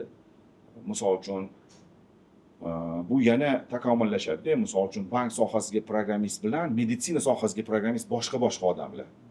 %100 boshqa odamlar. Qaysi sohada programmist bo'lmoqchisan? Mijozlarni xizmat ko'rsatishmi yoki sotuv bo'limiga programmist bo'lmoqchimisan? Bular ham muhim narsalar-da. Chunki ajraladi. Kimdir klient orientirованный bo'ladi. Bu tushunchalar bor. Misol uchun tushunchalar administrativ odam bo'ladi, klient orientirованный odam bo'ladi, produkt orientirованный odam bo'ladi. Bularni ajratib olish kerak-da. Misol uchun agar bola klient orientirованный bo'lsa, ya'ni mijozlar bilan gaplashishga xushro'y boshqa narsa bo'ladigan bo'lsa, o'sha sohalarda boyagi programmani yasash kerak. Produkt orientirованный bo'lsa, u produkt yasaydi. Bu boshqa odam umuman va boshqacha stilda programmering qiladi. Administrativ masalalar bo'lsa, unga chuqur sxemalar kerak bo'ladi. U temalar, misol uchun ERP sistemalar boshqalar haqida programmering qiladi. Shularni aniqlab olish kerak va birinchi misol uchun programmering hozirgi kunda 3 qismga, 4 qismga bo'linadi. Bu front-end dasturchisi, back-end dasturchisi va mobil telefonlarni programmasini tuzadiganlar. Shuni berib ko'rish kerak. Misol uchun front-enddan boshlab, back-enddan boshlab yoki mobilkiga berib ko'rish kerak. Qaysi biridan tushib ketadi? Men front-endga berdim, tushmadi desa, demak, u klient orientirованный emas. Back-endga tushsa, u produktavik bo'lishi mumkin. Mobilkiga tushsa, u вообще boshqa, injener bo'lishi mumkin. O'shalarda sinab ko'rish kerak. Lekin bitta qadamda tap etib bosib tashlash kerak emas. Bolalarni o'zi ham birinchisida o'xshab, ikkinchisida, mingchinsida o'xshaydimi? Bir kun baribir ham o'xshaydi. Harakatdan to'xtash kerak. Harakatdan to'xtash kerak emas. Bir kun baribir ham o'xshaydi. Ota-onalar ham bolasini sabrini qo'yib berish kerak, ko'rish kerak. Boyiga eng kamida o'sha 3 yilda o'xshamasa boshqa qilish kerak. Bizda ko'proq boshqa temaga qachon bu pul toparkan degan tushunchalar bor-da. Lekin bolani nimasida shu mutaxassis bo'lgungacha bo'lgan joyiga azgicha sabr qilish kerak. Azgicha sabr qilish kerak-da. Biza tez pul topib ketmadik. Siz to'g'ri tushuning, men Zamin bankda 5600 so'm oylik olganman. 5600 so'm. Bu o'sha paytda 5030 dollarga boradi yo bormaydi. Zamin nechinchi yilda bu? Nechinchi yilda? Zamin bankda ishlagan? 99-2001. 99-2000-yillarda bu 30 dollar hozir 400 ming bo'ladimi? 400 ming. 400 ming, 500 ming bo'lgan. To'g'ri, u paytdagi 30 dollar bilan hozirgi 30 dollar farqi borki, lekin meni ota-onam yo'q bunaqa emas ekan, bunaqa pul ishlamas ekan deb aytmagan. Shu yerda o'tirib, o'qiyapti. Men bu o'rganganini hozir mana bu ishlagan ishlar kuchaytiryapti degan narsa bo'lgan. Endi IP yo'liga o'tganimda meni oyligim adashmasam 20-30 barobar ko'paydi. Shu sirasi 20-30 barobar ko'paydi. Bu tushunishingiz uchun bu katta, eng kichkina 50 mingmidi, mana shunaqa edi. 50 ming so'm olinardi o'sha paytda. Bu 20-30 barobar, 10 barobar kamida katta. Bu meni aqladim 50 ming bo'lgan. Mana bitta hamma oladigan summam 5 ming, 6 ming atrofida, u yerda aqladim 50 mingda. Bu katta narsa. Bu sabr, bu shunga yetib keldingiz. Misol uchun niyatlaringiz boshqa, xolis temaylaringizda shu yo'lga ketishi bo'lgan. Shuning uchun ota-onalarga maslahatim bir bolasini so'rab tursin. Agar shu sohaga bo'layotgan bo'lsa, bitta yaxshi ustoz topsin. Va vaqti bilan kontrol qilib tursin. Nimani o'rganding, nimani ko'rding, boshqa. Bir oyda bir marta o'sha programmingda qanaqadir testlari bo'ladi yoki 2 oyda bir marta testlari bo'ladi, modullari bo'ladi. Shu yerda qanaqa ketyapti, harakatlari o'zgaryaptimi, yo'qmi, xulqida nima o'zgarish bo'ldi. Bu uyda faqat o'sha kursga kirgandan keyin uyda qanaqadir kompyuterni ham ochib u ishlab qilyaptimi yoki kompyuterda YouTube, Instagram, boshqa narsa, Facebook ko'ryaptimi? Bularni ko'rish kerak. Bola o'zgaradi. O'zi shu programmist bo'ldim dedi, bitta ustozga berdimi, o'sha yerda o'zgaradi. Ko'chadi bola.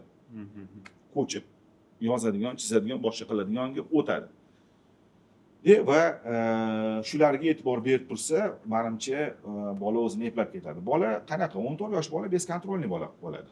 Ya'ni hamma ahmoq, men aqlli. 14 yosh bolaning fikrida shu. 14 dan 18 gacha shunaqa bo'ladi. O'zimiz ham shunaqa bo'lganmiz.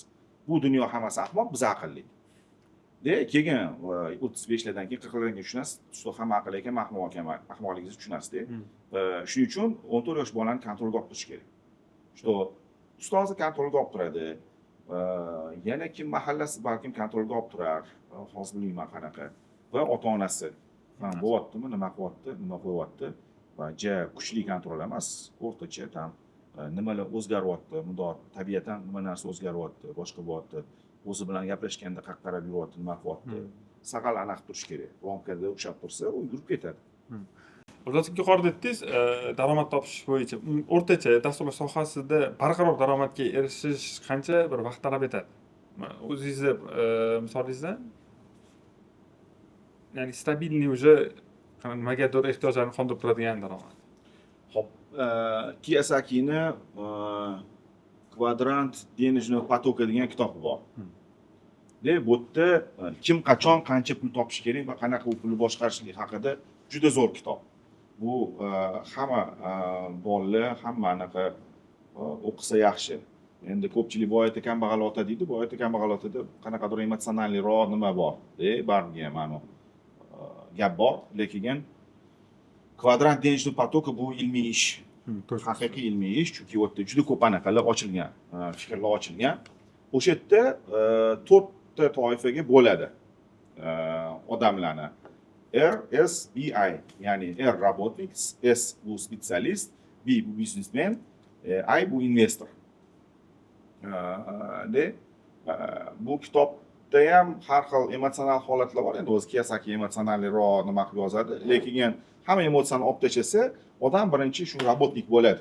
Ya'ni qatqadir kelib ishga tushadi, deb bilmayman, 200 dollarmi, 300 dollarmi, 400 dollarmi, 500 dollarmi o'zini loyiqligiga qarab ish boshlaydi.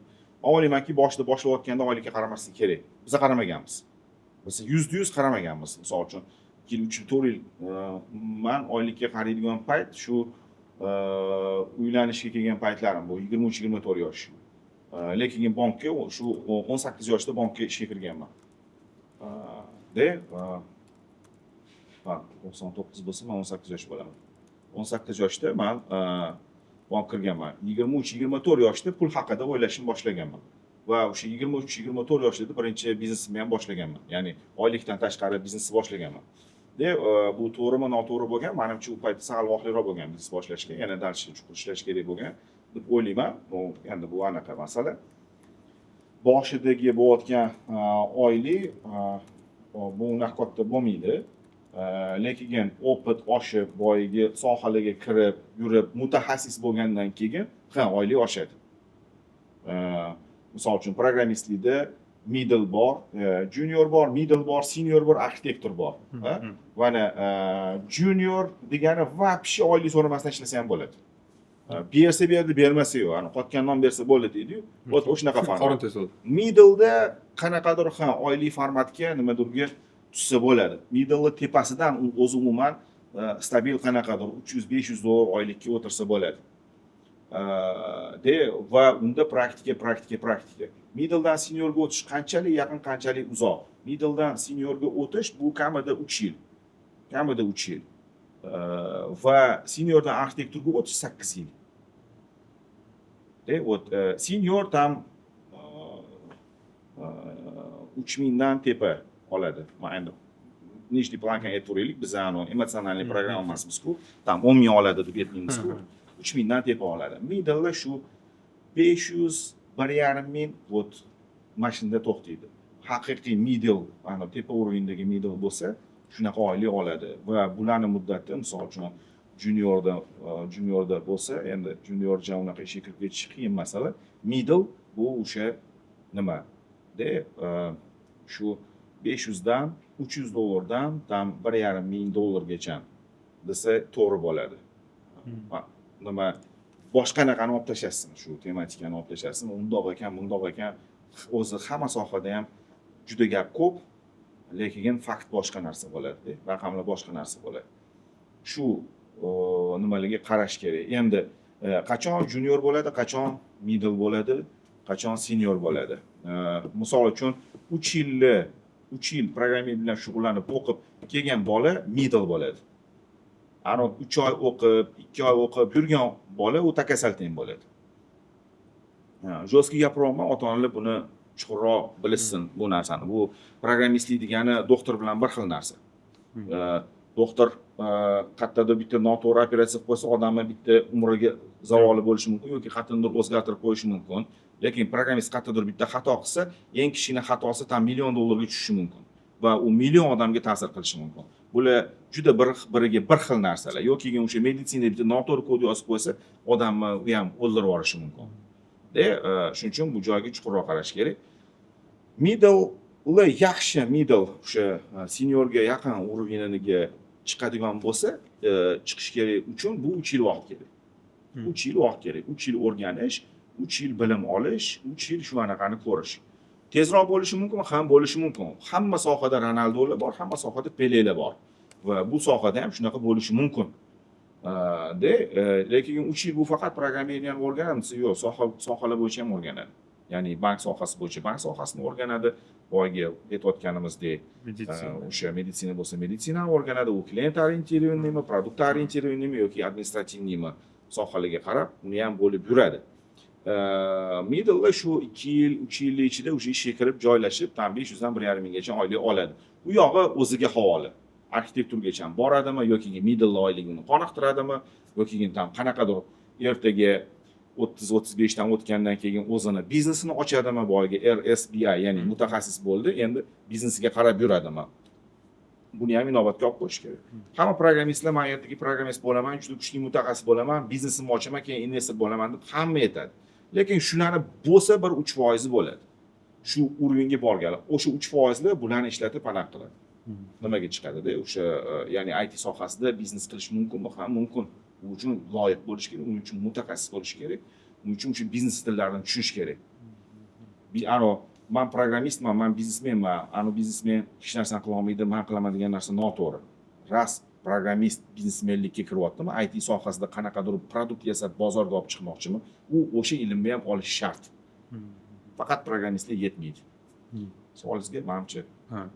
Keyingi savol, yuqorida sohada o'zi qarang, soha tanlayotganda imindi pulga bog'lab tanlash qanaqa? Noto'g'ri.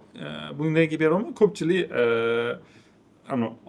cho'kayotgan odam oxirgi cho'pga osiladi deydi. Misol uchun ko'pchilik programmist zo'r ko'p pul topar ekanman, o'sha hamma o'zini uradi, ko'p pul topar ekan degan maqsadda aytaman. Hop. Kasb tanlanishi, hamma kasb tanlanishi odamlarga nima foydam tegarkan shu kasbdan deb tanlanadi. Pul toparkanman deb tanlanmaydi. Hamma kasbni tanlanishi bu butun dunyoda bitta qoida. Odamlarga nima foydam tegarkan. Bo'ldi. Nuqta. Programmistlar ham bundan mustasno emas. Va siz hozir aytyapsiz-ku, misol uchun shunaqa gaplar ko'payib ketgan, boshqa ketgan. Men ham aslida Facebookda zablokировать deydim, o'shanga tiqib qo'yganman. Shuning uchun ko'rmayman u narsani. Sezmayman. 1-2 yil oldin ko'payib ketdi, hammasini tiqib qo'yganim uchun ko'rmayman, sezmayman. Qaysidir sohani men buncha pul topar ekanman deb tanlash, bu o'sha sohada bir tiyin topa olmasligiga sabab. Soha topa olmasligiga sababda. Shuning uchun shu sohada meni xizmatim qandoq bo'lar ekan? Shu sohada men qanchalik odamlarga ko'proq o'zi misol uchun odamning qobiliyati qaysi sohaga moyil bo'lsa, o'sha sohaga kirsin, o'sha sohada u ko'proq odamlarga xizmat ko'rsatadi, ko'proq foydasi tegadi. Masala shunda. Endi sizni podkastingiz anaqa emas-ku, bunaqa savol bermasangiz kerak, что pul nima, pul odam boy qiladi, kambag'al qiladi. Siz bunaqa savollargacha bormasangiz kerak har holda. Meni fikrim emas, bu dunyo bo'yicha qonun. Kasb tanlayotganda qaysi sohaga kirsam, mendan odamlarga ko'proq foyda bo'ladi. Bu qonun istop. Men qaysi sohaga kirsam ko'proq pul topar ekanman deyish, bu o'sha sohaga kirsa pulsiz qolishiga olib keladi. Bu meni gapim emas. Nima emas, bu qonun. Tamom. Yuqorida yana aytdingiz, biznes haqida. Biznes o'zi necha yoshlardan boshlab boshlagan yaxshi? Xo'p, har xil nimalar bor. Har xil temalar bor. Kimlardir ham mana umumiy statistika bor, umumiy qoida bor va bu qoidani buzganlar bor. Endi qoidabuzarlar dunyoda 0,03% atrofida. Mana 100 ta odamdan 0,03% odam qoidabuzar hisoblanadi. Ya'ni ular qanaqa? Misol uchun umumiy dunyo qoidalari bor-da. Mana misol uchun biznesni aytaylik, har xil kitoblarda ko'plarida shu 35 dan keyin boshlagan ma'qul deyshadi. 30 dan 35 gacha boshlagan ma'qul deyshadi. Chunki shu sohani o'rganib olgan, shu sohada shu sohadagi korxonaga ishga kirgan, mutaxassis bo'lganda keyin biznesmen bo'lgan deb aytishadi. Deb dunyodagi mana uspeshniy odamlar shu ko'pi shu 30 dan keyin biznes ochganlar. 30 shu 35 da biznes ochganlar. Endi mana 20 da ham biznes ochgan bor, 30 da ham biznes ochgan bor deganlar bor-ku. Bular anaqa, misol uchun mana ko'pchilik aytadi, Steve Jobs u debdi, yana ki Microsoft'da nimasi bor? Bill Gates bu debdi. Vot bitta temani tushundik. Dunyoda 8 milliard aholi bo'lsa, Steve Jobs qancha-yu, Bill Gates qancha? Vot siz Steve Jobs bo'lasizmi yo'qmi? Bu katta gumon bilan siz bo'lmaysiz. Balki undan boshqa zo'r narsa yaratarsiz. Lekin umumiy statistikada shu 30-35 yaxshi holat deb aytishadi. Zo'r holat deb aytishadi. Chunki ancha tushungan bo'ladi, ko'rgan bo'ladi, shu sohada ishlagan bo'ladi. Boyagi RSBI da o'sha oldin rabotnik bo'lib ko'radi shu sohada, aytaylik, do'kon ochmoqchi bo'lsa, shu do'konda oldin kartinkada aytaylik bir kassir bo'lib ishlab ko'rdi, boshqa ishlab ko'rdi, keyin mutaxassis bo'ldi, lavozimni oshdi. Xo'p, mayli kartinka emas, men kichikroq do'kon ochaman degan ma'noda umumiy shunaqa ketadi. Lekin bu qoidani buzuvchilar bor. Bu qoidani buzuvchilar dunyo statistikasi ta'sir qilmaydi. Dunyoda 8 milliard aholi bo'ladigan bo'lsa, hammasi manba 30-35 statistikaga tushadi. Ular saqal o'ynab turadi. Qaysidir anaqa kelib o'tib ketib qolishi mumkin. Abdulaziz aka, biz ko'rganmiz, juda ham ko'p loyihalarni boshqargansiz, juda ham loyihalaringiz ko'p. O'sha misol shunaqa bo'lganmi, deylik, qanaqadir loyiha g'oyaga kelgan, no atrofdagilar ishonmagan, siz ishongansiz. U uspeshni yurib ketgan. Men chestno aytaman, mana bitta bank raisini oldiga kirib, "Aqalli mana qanday qilishimiz kerak" deb 2016-yilda aytganimda, "Jinnikansan" degan. Bank raisi. Bank raisi. Hozir shu odam bankda ishlamaydi. Nima loyiha qilmay, bironta odam ishonmagan. Siz tan oling, что men nima aytgan bo'lsam, bironta odam ishonmagan. Ular uspeshniy bo'lgan. Ni uspešnisi yo'q. Ni uspeshnisi. O'zimni sohamda, o'zimni nimam, ni uspešnisi yo'q. Ekib qo'yib keyin yurib ketgani bor, boshqa yana nimadir bo'lgani bor. 5 yildan keyin ko'tarib turgani mana qilgani bor. Bu to'g'ri shunaqa. Hozir ham qilayotgan proyektlarda qaysi ahmoq bu ishni qilar ekan degan gap. Boshlayotgan g'oya. Hozirgi boshlayotgan ishlarda ham mana yaqin o'rtog'im bor, misol uchun Shukrullohga yaqinda juma kuni gaplashganmiz, u ahmoqlik dedi. U birinchi emas. Ahmoq bo'lsa u bo'lmas, hech narsa qilmaydi. Nima asosiga shu misol uchun qaysi kriteriyaga ishonasiz? Yurib ketishiga, yurib ketmaslik bo'ladi, bo'lmaydi degan narsalar, qatdan shu narsalar keladi. Misol uchun mana hozir ham 30-35 yoshlardan как biznes boshlash kerak, deylik, imенно shu sohada yurayotganlar ham programmistga qanaqadir biznes boshlamoqchi bo'lsa, qanaqa kriteriyalarda unchalik ishonch paydo bo'ladi? Misol uchun biznesmenlar 5 yillik, 10 yillik strategiyani ko'radi. Kuchlilar jib bo'lsa 10 yillik strategiyani ko'radi. Va qanaqadir davlat urovida 30 yil, 50 yillik strategiyani ko'rish mumkin. Misol uchun AQSh 50 yillik strategiyasi bor deb aytishadi. Men ko'rmaganman, lekin 50 yillab qadam tashlaydi deydi. Lekin dunyoda shunaqa olimlar borki, 400 yillab dunyoni vizualizatsiya qiladi. 400 yilda nima bo'lishi mumkinligini vizualizatsiya qiladi. Men misol uchun Brad King bilan gaplashganimda nima bo'ldi? Anaqa Brad King Skinner bu fintech sohasini ikkita eng nomer 1 anaqalari. Державаларida biz o'tirib gaplashganimizda shunaqa spor bo'lib qoldi. Spor emas, Bitcoin nima bo'ladi degan savol bo'lib qoldi. Bitcoin nima bo'ladi? Brad King bilan gaplashasiz. Brad King bilan gaplashganda Bitcoin nima bo'ladi desa, bilasizda, tam juda tezlik bilan 100 dan o'tadi. 100 mingdan o'tadi. O'sha paytda qulayotgan paytida juda tezlik bilan 100 dan o'tadi. bir aytgan aytdiki, tam 500 mingni bemalol oladi dedi. Ya'ni yaqin bir biz qachon 2023da ko'rishdikmi? 2023dami? 2023da ko'rishgan bo'lsak, yaqin bir 5 yilda 500 ming dollar shundan oladi dedi. Bitcoinni shu gapni aytdi. Mana Bitcoinga pul tikayotganlar tam bu bir aytgan gapi, mani gapim emas. Lekin mani bitta dona ham Bitcoinim yo'q. Bir dona ham Bitcoinim yo'q. Bu boshqa sababli anaqa. Shunaqa masala. Shu onda nima uchun? Chunki hozir bu podkast ko'rayotganlar so'zsiz kommentariyaga yozadi. Nega Bitcoin olmagansiz? Misol uchun stabil dohodi bor degan ishonch bo'lsa, aynan Bitcoin yo'q. Bilmadim, nimagadir shu mendan Bitcoin anaqa ketdi. Ya'ni chetlab ketdi. Lekin qiziqaman, boshqa qilaman. Hech sotib olmaganman. Arzonda ham. Menida shunaqa o'rtog'im bor. Unga sinus kelganda men qara nima bor degan. Bitcoin bor degan. Rossiyada bitta o'rtog'im bor. Sinus kelganda men qara aka Bitcoin sotib olaylik degan. Kuyovim bilan biz misol uchun bilmayman tam 2000 Bitcoin sotib oldi deganmi, 100 ming Bitcoin sotib oldim, kopeyka bo'lganda tam misol uchun $500 sotib olganman, mana shunaqa narsam shu mana pizza oldi deganda 2009-yilda aytgan. Mayli shu sinimni gapi bo'lmasin deb bu ham bilmayman tam 30 Bitcoin olib qo'yganda bu olib nimaligini fleshkaga solib xullas yo'qotib yuborgan, fleshkasini bir Bitcoin bir narsa bo'lsin deb yo'qotib yuborgan. Sinisi Amerikada hozir villada yashaydi. Hech narsa hech qilmaydi. Tam bilmayman qancha Bitcoin bor. Shunaqa narsa. Mana Bitcoin saqal chetlab o'tgan. Nima qiziqmadim, ko'rib qaraqman, lekin blockchain texnologiyaga qattiq qiziqaman. Juda qattiq qiziqaman. Bu sohada ancha-muncha nima qilaman. Lekin Bitcoinni bilmayman. Hech vaqtim bo'lmadi shunga. Shu masala. Shunaqa gap. Shunaqada olimlar bor, shu 400 yillik ko'radi. 400 yillik ko'radi. Va bu strategik masalalar.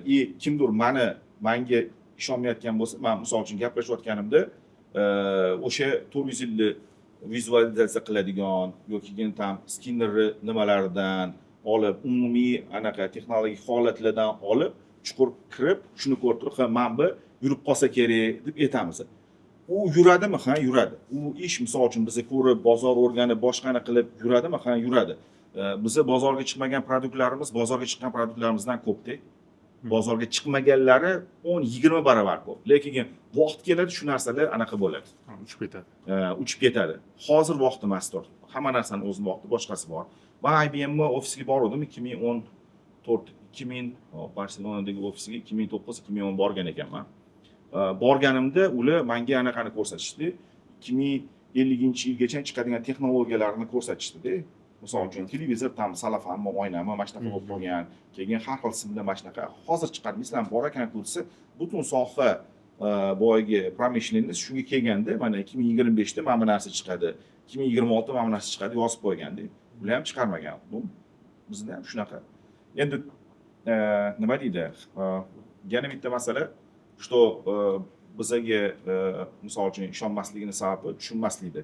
Hozir biz mana efirda turib o'zimizdan sohada gaplashadigan bo'lsak, boy gap 97% odam tushunmaydi. 99% odam tushunmaydi. Shuning uchun IT sohasida shunaqa cheksizlik bor. Uni juda odamlarga ko'ringan qatlami bor va umuman odamlarga ko'rinmagan qatlami bor. Dunyo hozir shu joyda shu yerda turgani yo'q. Chunki misol uchun qanaqadir ishlar sun'iy intellekt bilan hozir o'tirganimizda avtomat bo'lib ketyapti.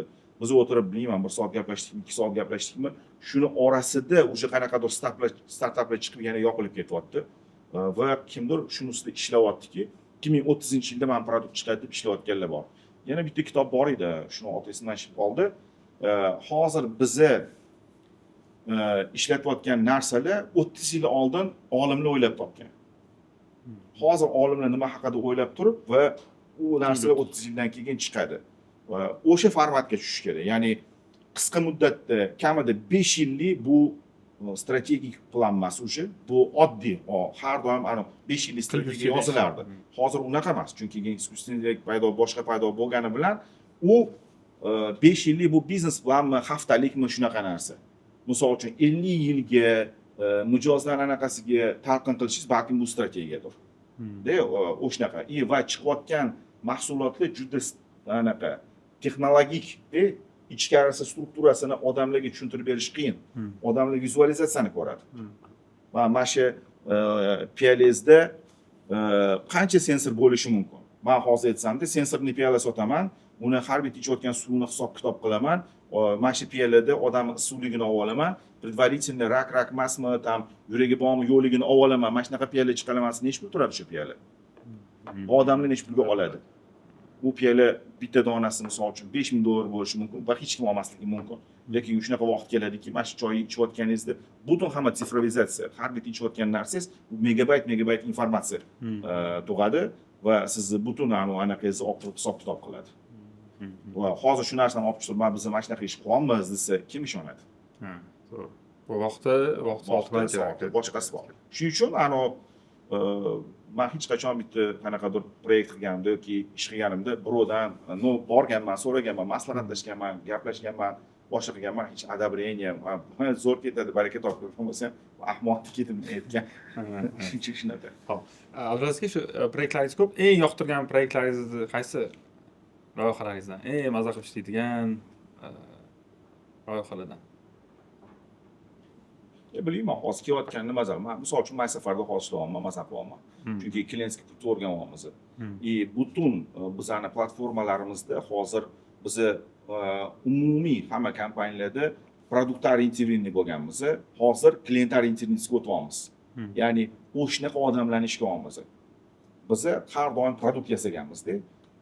U produktlarimiz klient orientirованный bo'lmagan. Mana o'zi bo'ladi korxonada, produkt orientirованный korxonalar bo'ladi va klient orientirованный. U qanaqa hozir? Chunki foydalanuvchilar bizani ko'radiganlar, menimcha savol tug'iladi, nima degan savol tug'iladi.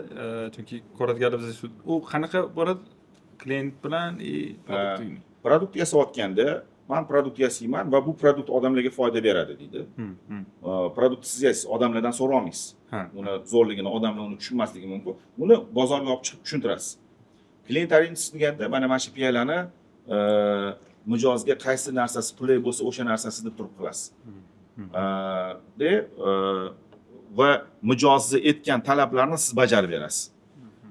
Bu yerda misol uchun korxona strukturasida CRM sistema bo'ladi, call center bo'ladi, mijozlarga xizmat ko'rsatuvchi va mijozlarni kategorizatsiya qiladigan departamentlar bo'ladi, boyagi sotuv bo'limlari bo'ladi. Misol uchun bizda bironta korxonamizda call center endi arendada bo'lgan, sotuv bo'limi bo'lmagan va boyagi CRM sistemamiz bo'lmagan. Shu kungacha bo'lmagan. Bu ochiq gap. Endi anaqa korxona egalari tushunadi bu narsa nimaligini va bu yil biz shu narsalarni ishga tushirmoqchimiz. Bu yil emas, bu 3 yil vaqt ketadi. Shu narsalarni, ya'ni korxonani produkt orientirованныйdan klient orientirованный qismini ham yasab qo'yish o'tiladi. Shu Maysafar aytdingiz, shu Maysafar loyihasi haqida qisqacha tushuntirib, qanaqa qilib yaraldi, qatdan g'oya kelib qoldi bunga? Maysafar shu Fintech Hub'dan kimdir olib chiqqan, loyiha qilib aytgan, mana biz biletlar sotishimiz kerak, boshqa qilishimiz kerak degan bir fikr olib chiqqan. Lekin biz O'zbekistonni, O'rta Osiyoni anaqasini olsak, ya'ni biletlar sotilish tizimi, o'zi samolyotlar uchish tizimini va qanaqa turlar paydo bo'lish tizimini olsak, bizga bir g'alati ko'ringan. Ya'ni anaqa bilasizmi nimaga o'xshataman?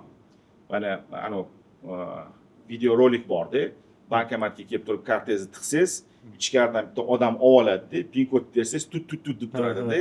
Keyin anaqa pul sanayotgan shqir qilib sizga pulni odam sanab beradi-da va kartangizni qaytarib beradi. Ya'ni ichkarida как бы back office'da, ya'ni odam ishlab, pol tipi sizga bu yoqda vizualizatsiyada avtomat, lekin ruchnoy rejimda ishlayotgan.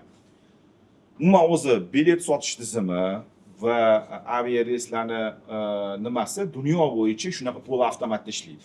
Hozirgi kunda shunaqa ishlaydi va bu yerda katta izmeniylar bo'ladi. Keyingi 3 yil, 4 yil, 5 yilda katta izmeniylar bo'ladi. Bu birinchi talabi. Qanaqa qilib Maysafar kelib qoldik va nima uchun bu ishga kirdik? Ya'ni bu yerda biz ish qila olamiz. Umumiy to'lovlarni yurishi, ya'ni bilet olib, mijoz obslujeniyasi, qayerda nima ish bajarildi, qachon pul qaytdi, qachon keldi degan masalalar bu ikkinchi tematika. Uchinchisi, dunyoda BSP degan kompaniyalar bor, ya'ni to'lovlarni, boyagi biletlarni sotilishini boshqaradigan kompaniyalar bor. O'zbekistonda bitta ham unaqa kompaniya yo'q. Va bu BSP kompaniyalarning o'zi hozir update, ya'ni o'zgarishga qarab ketyapti texnologik jihatdan. Искусственный intellekt qo'shiladi, boshqa qo'shiladi Bu yerda biza katta raqamlashtirish, katta sun'iy intellektga talab bo'lganini ko'rganimiz uchun kiryapmiz. Hozir juda katta integratsiyalar qilyapmiz. Ya'ni aviakompaniyalar orqasida turgan tashkilotlar har xil nimalar bilan bir katta hub integratsiya ketyapti. U produktni odamlar ko'radimi yo'qmi? Yo'q, odamlar bilet oladi, uchib ketaveradi. Lekin uni orqasidan kelayotgan hamma informatsiyalar, bu tasavvur qilingda, siz bilet oldingiz, samolyotga o'tdingiz, uchib ketdingiz. Lekin bekda juda katta ish bor. Bitta to'lovi o'zida mingta ish bor. Aytaylik, siz O'zbekistonda so'mga bilet olyapsiz, tam Turk havo yo'llarida bo'lsa, u yoqqa lira tushish kerak. Bu bitta jarayon bor. Qayerdan bilet oldingiz, qaysi tashkilot, qaysi aviakompaniyada, bular bir-biri bilan yig'ilib ketish kerak. Uni ustiga tam reyslarning joylashuvi, boshqa anafalar, bu katta sistemalar shunda ishlaydi. Biza shu yerda bir ishlar qilyapmiz. Menga hozir shu yoqyapti. Ya'ni umuman o'zi samolyot hammaga yoqadi. Shu narsalar anaqasi. Bahonada butun aeroportlarning qanaqa ishlashi, aviakompaniyalarning qanaqa ishlashi, samolyotlar qanaqa osmonda uchib yuradi va o'zi nima. Bular hozirgi kunda polavtomat holatda. Bular ham keyingi bir 10 yil, 15 yilda raqamlashtiriladi. Birinchi masala. Ikkinchi masala, avia sohasi qimmat sohalardan bittasi hozir. Bu arzonlashishi kerak. Ya'ni hammaga dostupniy bo'lishi kerak. Demak, bu ham bitta tema. Misol uchun, qimmat bo'lib juda kam auditoriyaga nima bo'lgan soha, xos bo'lgan soha ertaga hammaga dostupniy bo'lishi bu osonroq. Ya'ni texnologiyalar kelib, tez kirib uni hammaga oson qilib beradi. Что avia biletlarning narxi pastga tushadi, raqamlashtirish hisobiga, uning ichida har xil nimalarning hisobiga, samolyotlarning anaqasini to'g'ri foydalanish hisobiga nimaga tushadi? Foydaga tushadi. Shunaqa masala. Shuning uchun hozir Maysafar bilan ishlash menga ancha yoqadi. Shu Maysafarga qancha bir investitsiya, qancha bir sarmoya ketgan shu kungacha? Yo'q, u yerda nafaqat pul ketishdi. U yerda misol uchun qancha pul ketishi muhim emas. Shu pullarni qanaqa aylanib yurishi muhim. Qayerdan kelib qayerga o'tadi, qayerda nima. Misol uchun bitta narsada, misol uchun nimaga fintech sohasi yaraldi? Fintech sohasini yaralishi bu pullarni noto'g'ri yurganligi uchun yaraldi-da. Misol uchun fintech kompaniyalar nimaga yaralyapti? Ya'ni banklar qilib bera olmaganligidan fintech kompaniya yaralyapti. Undan tashqari pullar qayerdadir bitta joyda to'xtab qolishi bu tannarxini oshirib olishga eng katta sabablardan bittasi. Qayerdadir pul noto'g'ri o'tib qolishligi bu katta sabablardan bittasi. Qiyin sabablardan nimadan bittasi. Endi buni hozir efirda tushuntirish bu juda alohida chuqur narsalar. O'sha temalar. Pulni to'xtab qolishi muhim, lekin unga qancha pul sarflandi, tam u mayli qancha chochimiz oqardi, shu muhim. Xo'p, keyingi savol Abdulaziz, misol uchun ko'pchilikda odam o'ylaydi, misol bitta sohada bitta loyihani misol uchun boshqardi, uspeshniy o'tganmiz, boshqaga sakrama, o'qima, naskолько shu to'g'ri, misol uchun bitta mana sizda loyihalar juda ko'p. Loyihalar faqat deylik bittasi uspeshniy bo'lib o'sha bilan ishlab ketaversa emasmi? Bu yaxshi emasmi o'sha? Keyin boshqaga o'tib yana noldan qurib to'g'ri, boshqasiga o'tishdan to'g'ri. Biz lekin boshqa sohada ish qilganimiz yo'q. Anaqani to'g'ri tushunishimiz kerak. Biz bunga qattiq bo'ysunamiz. Misol uchun mana fermer bo'lishim bu xatolik bo'lganda. Tushunchada. Именно startaplarda-chi, misol uchun deylik, mana hozir mana Maysafarga o'tamiz, shunday dengizli perevod bor. Misol uchun deylik Maysafar ochish kerakmi degan savol sizga qanchalik? Xo'p, bizning asosiy sohamiz raqamlashtirish, IT sohali, ya'ni qaysidir sohani raqamlashtirish va pul oqimlarini to'g'ri taqsimlash. Biz hozir Maysafarga kirayotganda bundan chetlashayotganimiz yo'q. Umuman chetlashayotganimiz yo'q. Biz shu sohaga kiryapmiz. Odamlar Maysafarni ko'rmasligi ham mumkin, lekin ular biletlarni olish tizimi osonlashganini ko'radi. Va вообще boshqa. Misol uchun bizning produktlarimizni bilmayman, bir 10 tadan bittasini odamlar ko'rgan bo'lishi mumkin, chunki biz bekitib ishlaymiz. Pullarni to'g'ri yurishi va boshqa anaqalarda, misol uchun PMI-klikdan pul o'tkazasiz, Uzkartangiz boshqa bizdan tanishish shart emas. Biz bekchasida ko'proq ishlaymiz va biz Maysafar deymiz. Maysafarni shu hozir bu proyektni nomida uni hali odamlar maysa qarab ko'radimi yo'qmi, u xudo poshsho. Lekin orqada bekida biz bu sohani raqamlashtiramiz, yuramiz.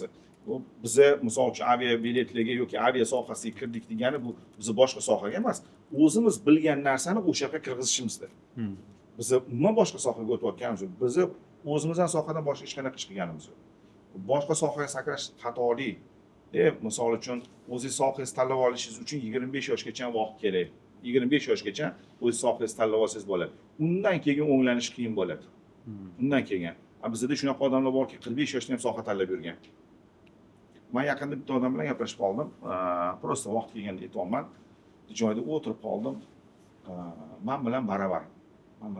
Anchadan beri taniyman. Endi mendan qilmoqchiman deyapti-da. Men davleniya oshib ketib Endi mendan qilmoqchiman deyapti. Umuman nimadir narsani 43 yoshda yoshlar juda eshityapsin. Nimadir narsani 25 dan keyin yengitdan boshlash bu juda problemli narsa. Bizda ko'p men fintech hafta ham biz aytganmiz. Zina degan narsa bor. Odam yoshiga nisbatan qo'yilayotgan talablar bor. O'sha qo'yilayotgan talablarni a'lo darajada bajarsa, men o'ylaymanki, unchalik qiynalmaydi. Va bizga aytishardi, maktabda sen a'lo bahoga o'qishing kerak, biz hamma fanni a'lo bahoga o'qiyapmiz. Maqsadini ko'rsatish mumkin, 2 to'g'ri bolaydi ona tilida. Uni ham anaqa ona tili o'qituvchimiz 5 qo'yardi. Spesial senga to'g'ri qo'yib beraman, что sen anaqa qilib ketmagin deb qo'yib bergan. Chunki men ochiq oydin ayta olaman, что men qizil attestatga bitirganman deb 2 to'g'rim bor. U ona tili o'qituvchimiz, adabiyot o'qituvchimiz, baraka topgur. Senga bu urok bo'lsin, что anaqa qilib ketma. Yerga ketma. So'zi balin bo'lib ketmasin, to'g'ri qo'yib bergan. Mendan roziman shu o'qituvchimdan. Muammo shunda. Sizga qo'yilgan, yoshligiga qo'yilayotgan, misol uchun 7 yoshga nima qo'yiladi, 2 yoshga nima qo'yiladi, 14 yoshga nima qo'yiladi, 20 yoshga, 25 yoshgacha siz nimani egallab olishingiz kerak? Egallab oling. Lekin 30 yoshda, 25 yoshda narsangizni egallamasdan 30 yoshga chiqib olganingizda bu vobshe qiyin bo'ladi. 35 yoshdan keyin 35 yoshgacha qilinadigan ishlarni hammasini qila olmadingizmi, juda og'ir bo'ladi. Men ko'rdim bu narsani. 40 yoshdan o'tgandan keyin odamlar qanaqa bezumniy karabkaniya degan narsa borda, qaqqa o'zini ursam ekan-ku nima bo'lsa. Chunki bu yerda bolalaringiz katta bo'lib kelgan, tayinli anaqa yo'q, kasb yo'q, tayinli soha yo'q. Qaqqa kirsangiz ham noldan kirasiz. Novvoy bo'lsangiz ham noldan kirasiz. Shuning uchun ham kasbni boshqa narsani bu yerda ota-onalarning kontroli bilan, bu yerda bolalarning o'zi ham bu narsani muhim olib turib vaqtni tayyorlaysiz. Programmist bo'lmasdan ketsin. Nima kasb tanlayapti? Vaqtni tanlab olsin. O'shanga tayyorgarlik ko'rib olsin. 25 yoshgacha u mutaxassis bo'lib olsin. $1 oylik olsin, lekin mutaxassis bo'lib olsin. Bo'ldi. Bu chizimni olsa shunda bo'ladi. Lekin mana sohada oylik kam ekan, u sohada oylik ko'p ekan, anitib bo'lgan, unga o'tsam ekan, bunga o'tsam ekan. Yo'q. Bu narsa noto'g'ri narsa. O'sha aniq taxt bo'lgan. 25 yoshgacha sizning mutaxassisligingiz aniq, imkon bo'lsa shu yerda kamida rabotnik yoki mutaxassis bo'lib olishingiz kerak. Ya'ni S o'tib olish kerak. O'sha kvadratni ish patokda S kimligi haqida juda ko'p yozgan. Biznesmen haqida ozgicha yozgan, investor haqida ozgicha yozgan. U o'sha biznesmen bo'ldingizmi, bo'lmadingizmi? Mana bu yerda siz hozir O'zbekistonda yashash uchun 3 ta bolasi yoki 2 ta bolasi bor odamga qancha oylik, misol uchun norma deb olaylik, $1,5-2,000 norma deb olaylik. Siz 30 yoshingizda $1,5-2,000 oylab olasiz, biznesmen bo'lmadingiz, siz baxtsiz emassiz. Siz normalni, xudo xolasa bo'ladi tursiz. Tushunasizmi? Lekin 30 yoshda yana noldan nimadir boshlash men uchun umuman mumkin emas narsa. Men ko'rdim, что odamlar vaqtida o'zi ishini qilmadi, aytaylik vaqtida o'zini ovqatini yemadi, vaqtida kitobini o'qimadi, vaqtida bu ish qilmadi, vaqtida kasbga usha olmadi, bu katta muammo bo'ldi. Bizning ota-onalarimiz bu narsada qattiq qaragan, kasbga mustahkam o'qiysan degan. O'qituvchilarimiz ham kasbni tanlab olgan degan mustahkam narsani qo'ygan. Aytaylik, men что 9ni bitirib o'tganimda 100 bo'lardim programmist bo'lishga. Boshqa narsani ko'rmaganmiz ham, bilmaganmiz ham, boshqa soha borligini ham bilmaganmiz. Mana bu sana pesheningga programmistlik yozilgan tomon. Bu tasavvurimizda ham bo'lmagan-da. Matematika o'qituvchisiga kirsang ham programmist bo'lasan degan, fizkultura o'qituvchisiga kirsang programmist bo'lasan degan. Qachon men ikkinchi ligada o'ynaganman futbol bo'yicha, что знаете ли deydi-yu. Uncha futbolistdan yaxshi o'ynaganman. Futbolist bo'lish mumkinmidi? Kallamizga ham kelmagan. U qiziqish uchun borgansiz, shunaqa yillik. Ha, sportda bo'lish kerak ekan. Endi futbol yoqqanligi uchun futbolga borib yurib nima qilganman. Lekin nima, doktor bo'lasanmi degan kallada ham bo'lmagan. Hozir misol uchun, hozir ham qiziq savol bor. 20 yoshga tushib qolsangiz kim bo'lasiz? Programmist. Men bilmayman boshqa sohani. Chunki bizga singdirilgan shu narsa. Uyda misol uchun avlodlarda programmistlar chiqqanmi yo o'sha muhit o'sha davr programmistlarniki bo'lganligi uchun tanlangan? Yo'q, bizning davr programmistlarniki bo'lmagan. Bizning davr anaqancha lipkachilarniki bo'lgan. Nima derdi? Uyni remont qiladi-ku. Lipka yopishtirgan. Men unga borganman. Men o'sha 96-99dagi O'zbekistondagi 10 ta eng katta uchastkada men o'sha lipka ishi deydimi, nima ishi deyish. O'sha ishni qilganman. И причем qoyillatganman. Hozir ham uncha-muncha ustaga bemalol anaqa bera olaman. Dars. Dars emas, men uni pulga sotaman, bu dars. Shu narsa bo'lgan, bular nima? Ishni o'rgansin, ish tushunsin. O'sha yerda kraska qilib turgan joyimizda ham programmerning haqida o'ylaganmiz. Menda bo'lmagan. Men misol uchun ustachilikda ko'p oylayapti, boshqa oylayapti, ertaga usta bo'lar ekan degan gapga bizga yo'l qo'yishmagan. Mana etga kirsa ham programmist, bo'tga kirsa ham programmist, laqabingiz ham programmist, boshqasi ham programmist, hamma narsa programmist bo'lgan. Tushunasizmi? Nima bo'lmagan? 18 yosh ekan. 18 yoshda ishga kirganimizda ham bu programmist tamom. Anaqa bo'lmagan, chalg'ish bo'lmagan. Shuning uchun men aytamanki, что bolalar 14 bilan shu 20 yosh orasida menimcha kim bo'lishini institutga kiradi-ku, institut уже professionalni boshlandi-ku. Institutga kirishidan 2 yil oldin mashin bo'laman deb tanlab olsa yaxshiroq bo'lardi. Yo, dars olib ketsansan. Ha, menimcha yaxshi bo'ladi shunda. Boshqa o'ylash kerak emas degan fikr bor-da. Mamatga kiruvdim, bu meni soham emas ekan. Bilmadim u narsa nima-ku, lekin men o'ylashim bo'yicha shu institutga kirishdan 2 yil oldin topsa va o'shanga qarab matematika kerak bo'lsa, matematika, fizika kerak bo'lsa, fizika, ingliz tili kerak bo'lsa, ingliz tiliga qarab harakat qilib qo'ysa yaxshiroq va ota-onalar buni kontrol qilish kerak. Hop, yuqorida aytdingiz, Maysafar Fintech Hub'dan chiqqan. Shu Fintech Hub haqida ham qisqacha gaplashsak, u qanaqa loyiha, nima u o'quv markazi, nima aynan misol uchun o'quv markazi ochgansiz? Yo'q, Fintech Hub faqat o'quv markazi emas. Bizda umuman O'zbekiston bozorida bizga ko'p mutaxassislar kerak bo'lgan. Keyin biz misol uchun qanaqa qilib bu masalani yopamiz degan tema bo'lgan. Qandoq qilib bizga misol uchun hech qaysi HR yoki kadrovik menga yechib bera olmagan bu masalani. Misol uchun menga oyiga 20% anaqa o'sish kerak. Kadrovik 100 ta bo'lsa 120 ta bo'lish kerak degan tushuncha bo'lgan. Hech qaysi kadrovik uni hal qilib bera olmagan. Mana senga har oy 20 ta programmist senga olib kelib beraman degan tema hech qayerda yo'q edi. Bu bir. Ikkinchisi, olib kelib bera olganda ham u tilla emas, platina narxidan qimmat bo'lgan. 2018-yilda nima O'zbekistonda bozor ochilib, har xil platformalar chiqib ketdi. Banklar rivojlanishni boshladi, anaqalar yurishni boshladi. Programmistlar narxi biladimi bilmayman, programmistman degan bola tam o'zi $100 arzimasa ham $2000 oylik oldi. Biz bunda bu kasbimiz, shu sohamiz, shu bu bizning eng katta birinchi bo'lib turadigan rasxodimiz bo'lgani uchun biz qiynaldik o'tdi. Va ko'p o'yladik. Bu narsani ko'p o'yladik-da, keyin bilsam, misol uchun endi ko'proq biz HSBC dan anaqa olamiz, katta kompaniyalarda nima qilishgan desa, o'zini akademiyasini yaratar ekan, o'zini startap strukturasini yaratar ekan, o'zini o'sha boyagi o'quv prosesslarini boshqaradigan odam tayinlaydigan joy tayinlar ekan. Chunki mutaxassis yetishtirish degan narsa bu любой korxonada eng qimmat masalalardan bittasi. Bizda-ku teng boylik qimmat narsalardan bittasi. Biz shunaqa qildikda 2021 keyin qaror qildik, davaychi biz ham o'zimizning akademiyamizni ochamiz. Bunaqa 2000-3000 odam o'qimaydi. Shu yerda bolalar kelib o'qisin, bizga loyiha kelganini biz ishga olamiz. Kimdir startap qilsa, unga ya'ni yo'l ochib beramiz, marketing, buxgalteriya, investitsiya, boshqa hammasini qamrab olamiz degan gap bo'lgan. shu qisqa qilib aytganda fintech hub bu o'zini laboratoriyasi bor, o'zini startap loyihalari bor va o'zini ham ekosistemasi bor bo'lgan bir tashkilot. Bu soddaroq aytsak, demak, o'quv markazi, dasturlash bo'yicha o'quv markazi bo'lyapti. Boshqalardan qanaqa bir afzalliklari bor? Fintech hub akademiyasini boshqalardan afzalli tarafi bir va eng muhimi bolalar programmistlarning yonida o'qiydi. Yulduz programmistlarning yonida o'qiydi. U programmistlar $5,000 oylik olmaydi. U programmistlar 10 mingdan baland oylik oladigan odamlarning oldida o'qiydi. O'shalarning oldida yuradi. Ko'ziga tushib qolsa u ishga oladi, ko'ziga tushmasa yuraveradi.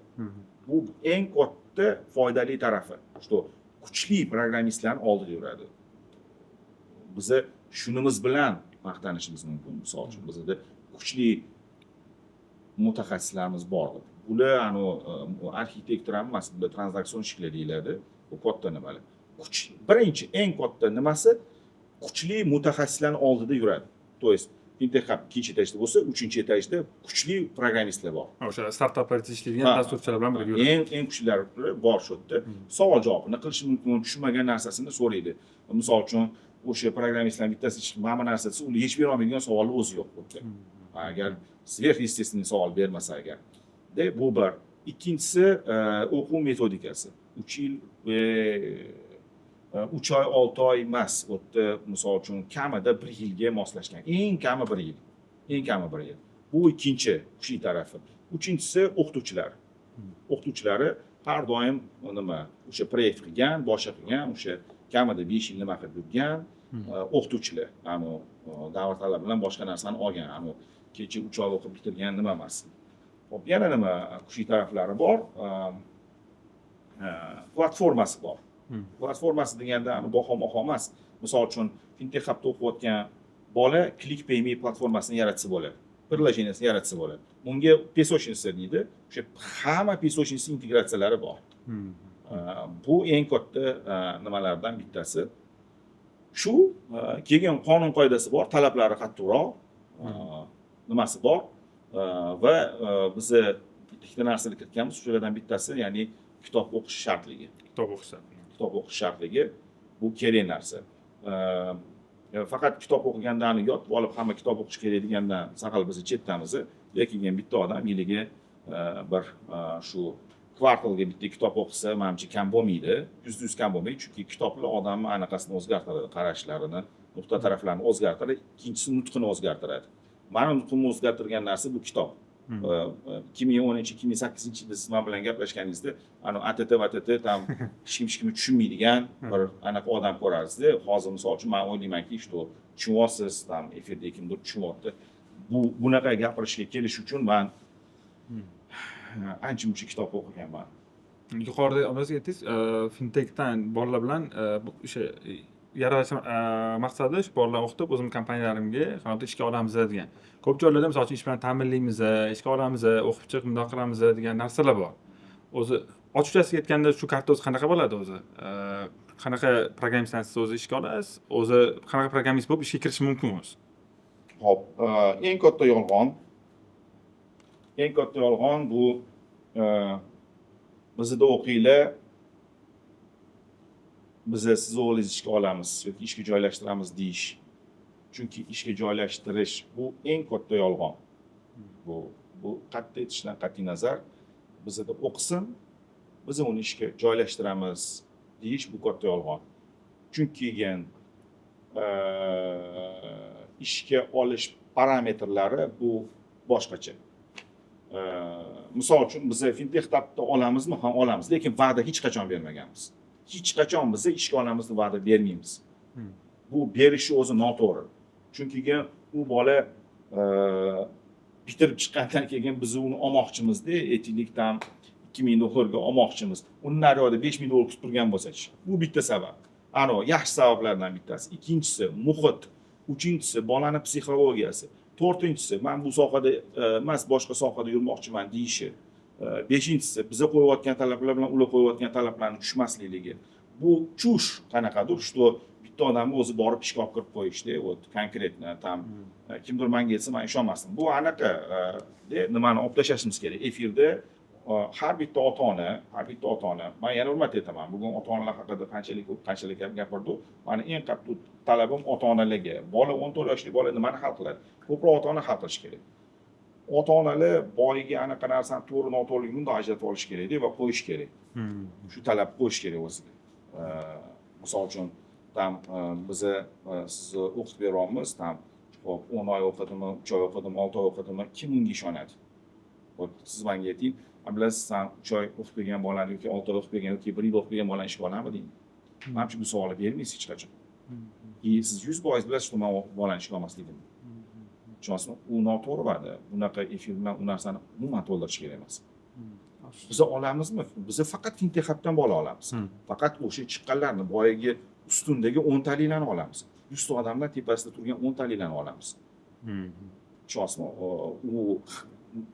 Men va'da berib yoki kimdir va'da berib, что reklama qo'yib, что biz bolalarimizni что o'zimiz ishga joylashtiramiz. Noto'g'ri va'da bu.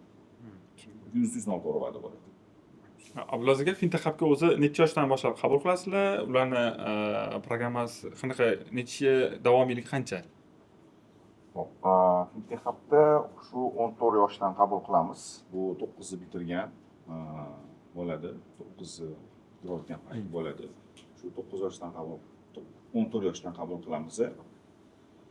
Va bu yerda eng qisqasi 1 yil o'qiydi, eng uzoqi 3 yil o'qiydi. Praktikalar bilan shunaqa 3 yilgacha boradi. Asosan shu. Xo'p, keyin mana Maysafar startapi g'oyasida uni Fintech Hub o'quvchilari olib chiqishgan bo'ldimi shunda? Razrabotkалari, g'oyalari bilan? Hammasi.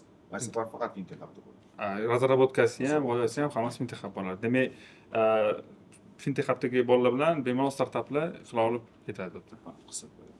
Yo'q, qilsak bo'ladi, biz qilamiz shunaqa. Xo'p, o'zi qanaqa startaplar qilingan Fintech Hub'da? Fintech Hub'da Maysafar qilyapti, Edon qilingan, har xil uniaksiyasi nimalari qilingan, ko'p.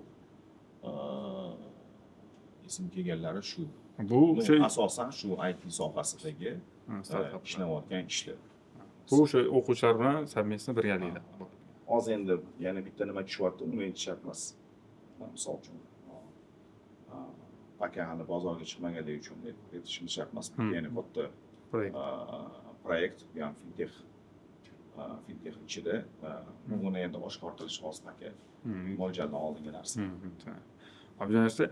Abdulaziz aka, oxirgi savolimiz, misol uchun hali ham ota-onalar deylik farzandini ITga berishni o'ylab yurganligi nima degan bo'lardingiz? Bo'lgan bo'lardim. ITga berishsin. ITga berishsin. Bolaligini to'sishmasin. ITga berishsin. ITga berishsin. Bolalar bilan shug'ullanishsin. Kontrolga olishsin. Kam bo'lmaydi. Bizda kam bo'lmadik, ular ham menimcha kam bo'lmaydi. ITga berishsin. Rahmat. Abdulaziz aka, ma'qul suhbat uchun kattakon rahmat. Vaqtingizni ajratib kelganingiz uchun. Agar kimdadir yana qanaqadir savol qiziqtirgan bo'lsa, bemalol kommentariyaga yozib qoldiringlar. Abdulaziz aka bilan yana suhbatni tashkillashtiramiz. Kattakon rahmat. Sizga ham rahmat. Assalomu alaykum.